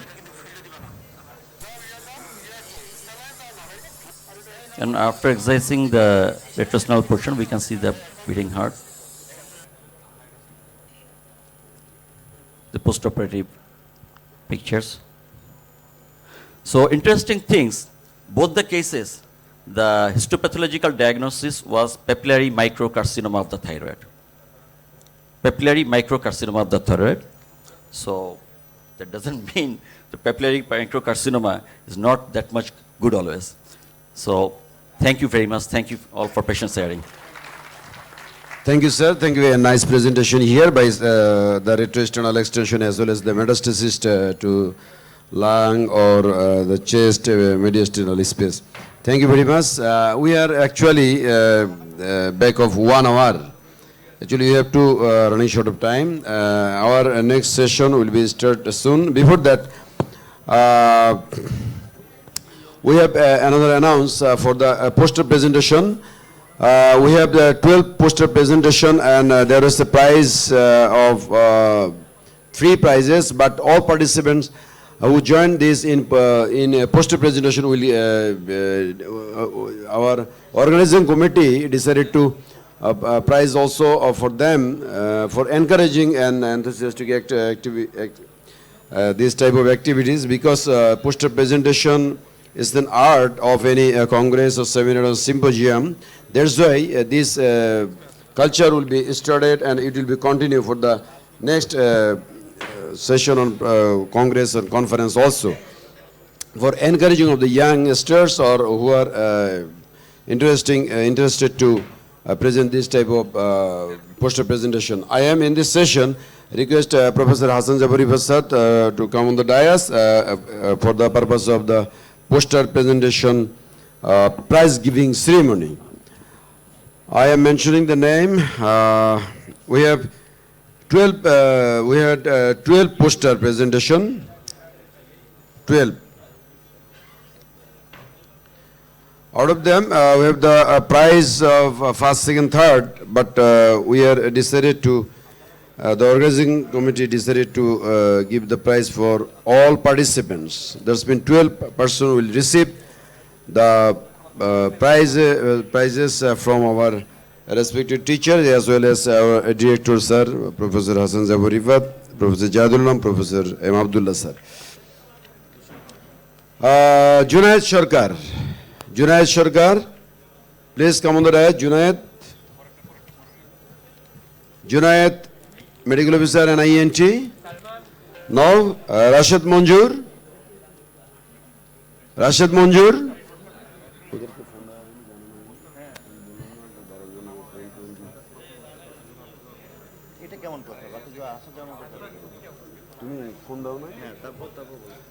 Shahnawaz Khan. Okay, তুমি first second third দিয়ে দাও সবাই। সব declaration করে দিচ্ছি। Shahnawaz Khan, Rezaul Karim, research officer NINT, Rezaul, okay, Rezaul, isolated tongue amyloidosis, a rare clinical entity. Rezaul Karim, এটা শুভেচ্ছা স্মারক তার জন্য। রেজাউল করিম। আমার সাথে আসো। কে? রাশিদ মঞ্জুর। আমার এখানে নাম যা আছে।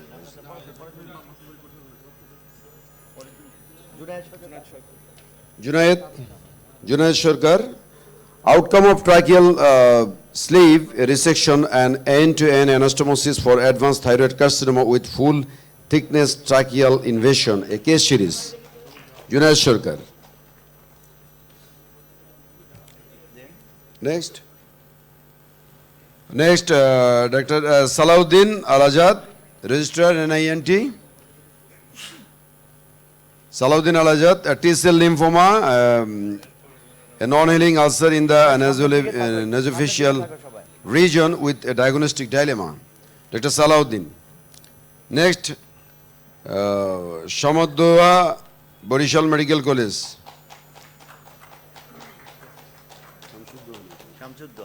Samsuddoa, 11-year-old girl with a nodular goiter and the ectopic thyroid tissue, a case report.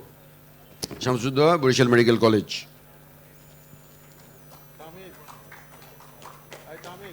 Dr. Niyaz Rahman, Assistant Registrar of Mugda Medical College, a 90-year-old male with thyroid hemiagenesis and ultrasonographic diagnosis. Dr. Niyaz Rahman, Assistant Registrar, he is a DLO examinee also. Dr. Niyaz Rahman. Me too.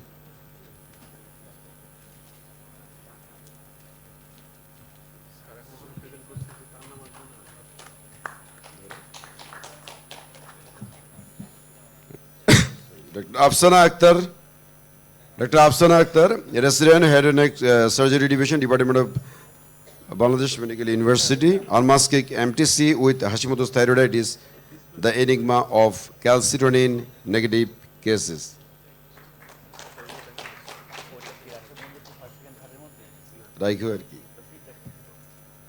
First, second, third. Now third. On behalf of Rashid Manjur, Tahmid দিয়ে দাও। Rashid Manjur, acha, Tahmid, come on the rest. On behalf of Rashid Manjur, reconstruction of heart palate defect due to cyanorectal malignancies by nasolabial flaps. Tahmid, on behalf of Rashid Manjur.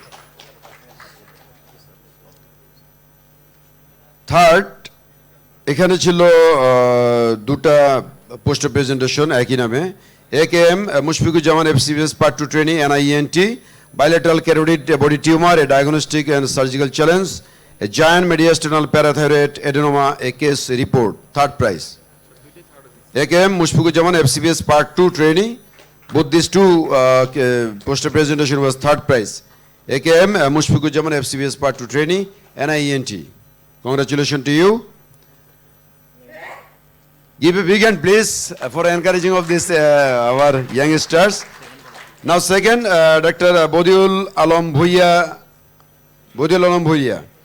resident NIENT reliable alternative of free flap reconstruction for maxillary oral and oropharyngeal cancer surgical surgery defect second prize Dr. Bodiul Alam Bhuiya second prize.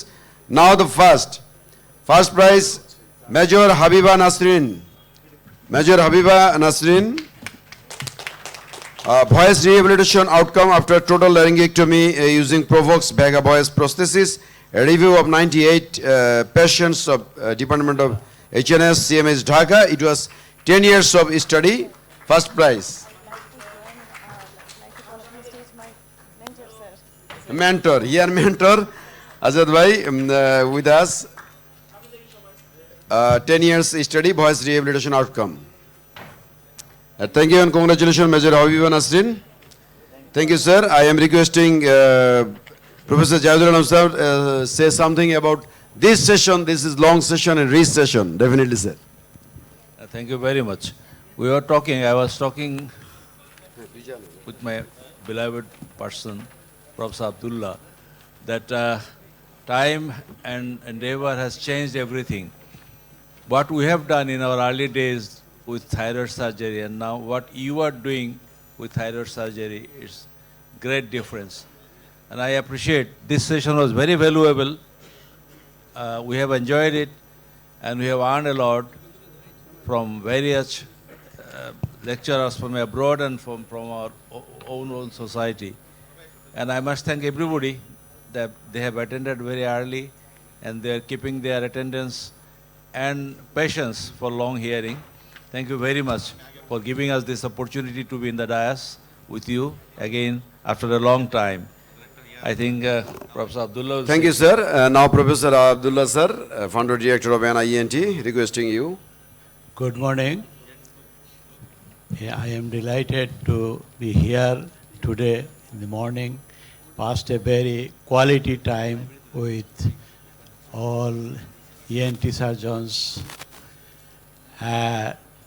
This is very interesting to see the ENT surgeons are organizing dedicated thyroid seminar. What is really amazing to me, when we started our career, it was very difficult to think that there will be a dedicated thyroid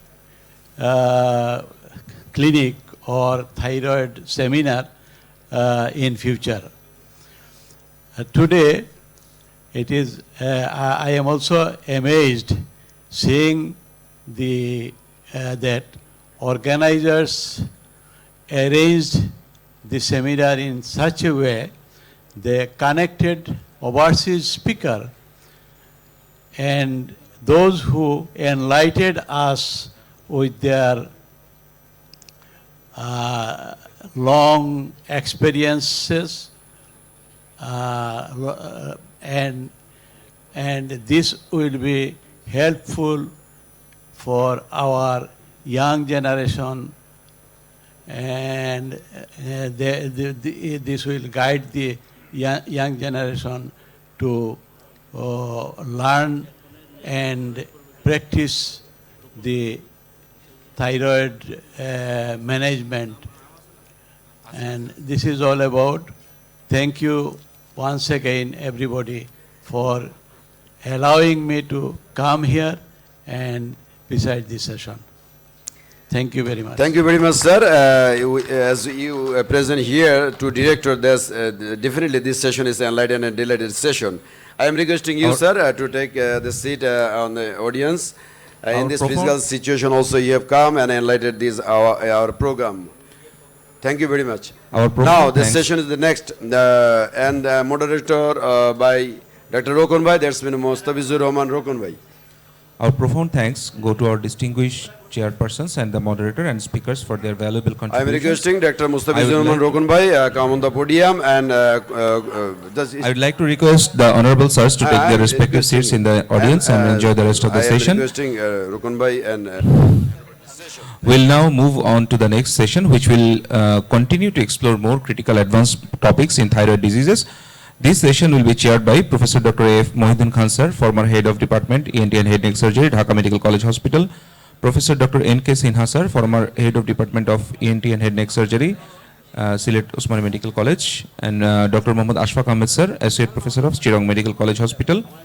And the moderation of this session will be done by Dr. Mustafizur Rahman Rokun sir, Associate Professor, Sir Sulibullah Medical College and Midford Hospital. Now I'd like to invite respected chairpersons and moderator sirs to come up on the stage and continue the second sessions.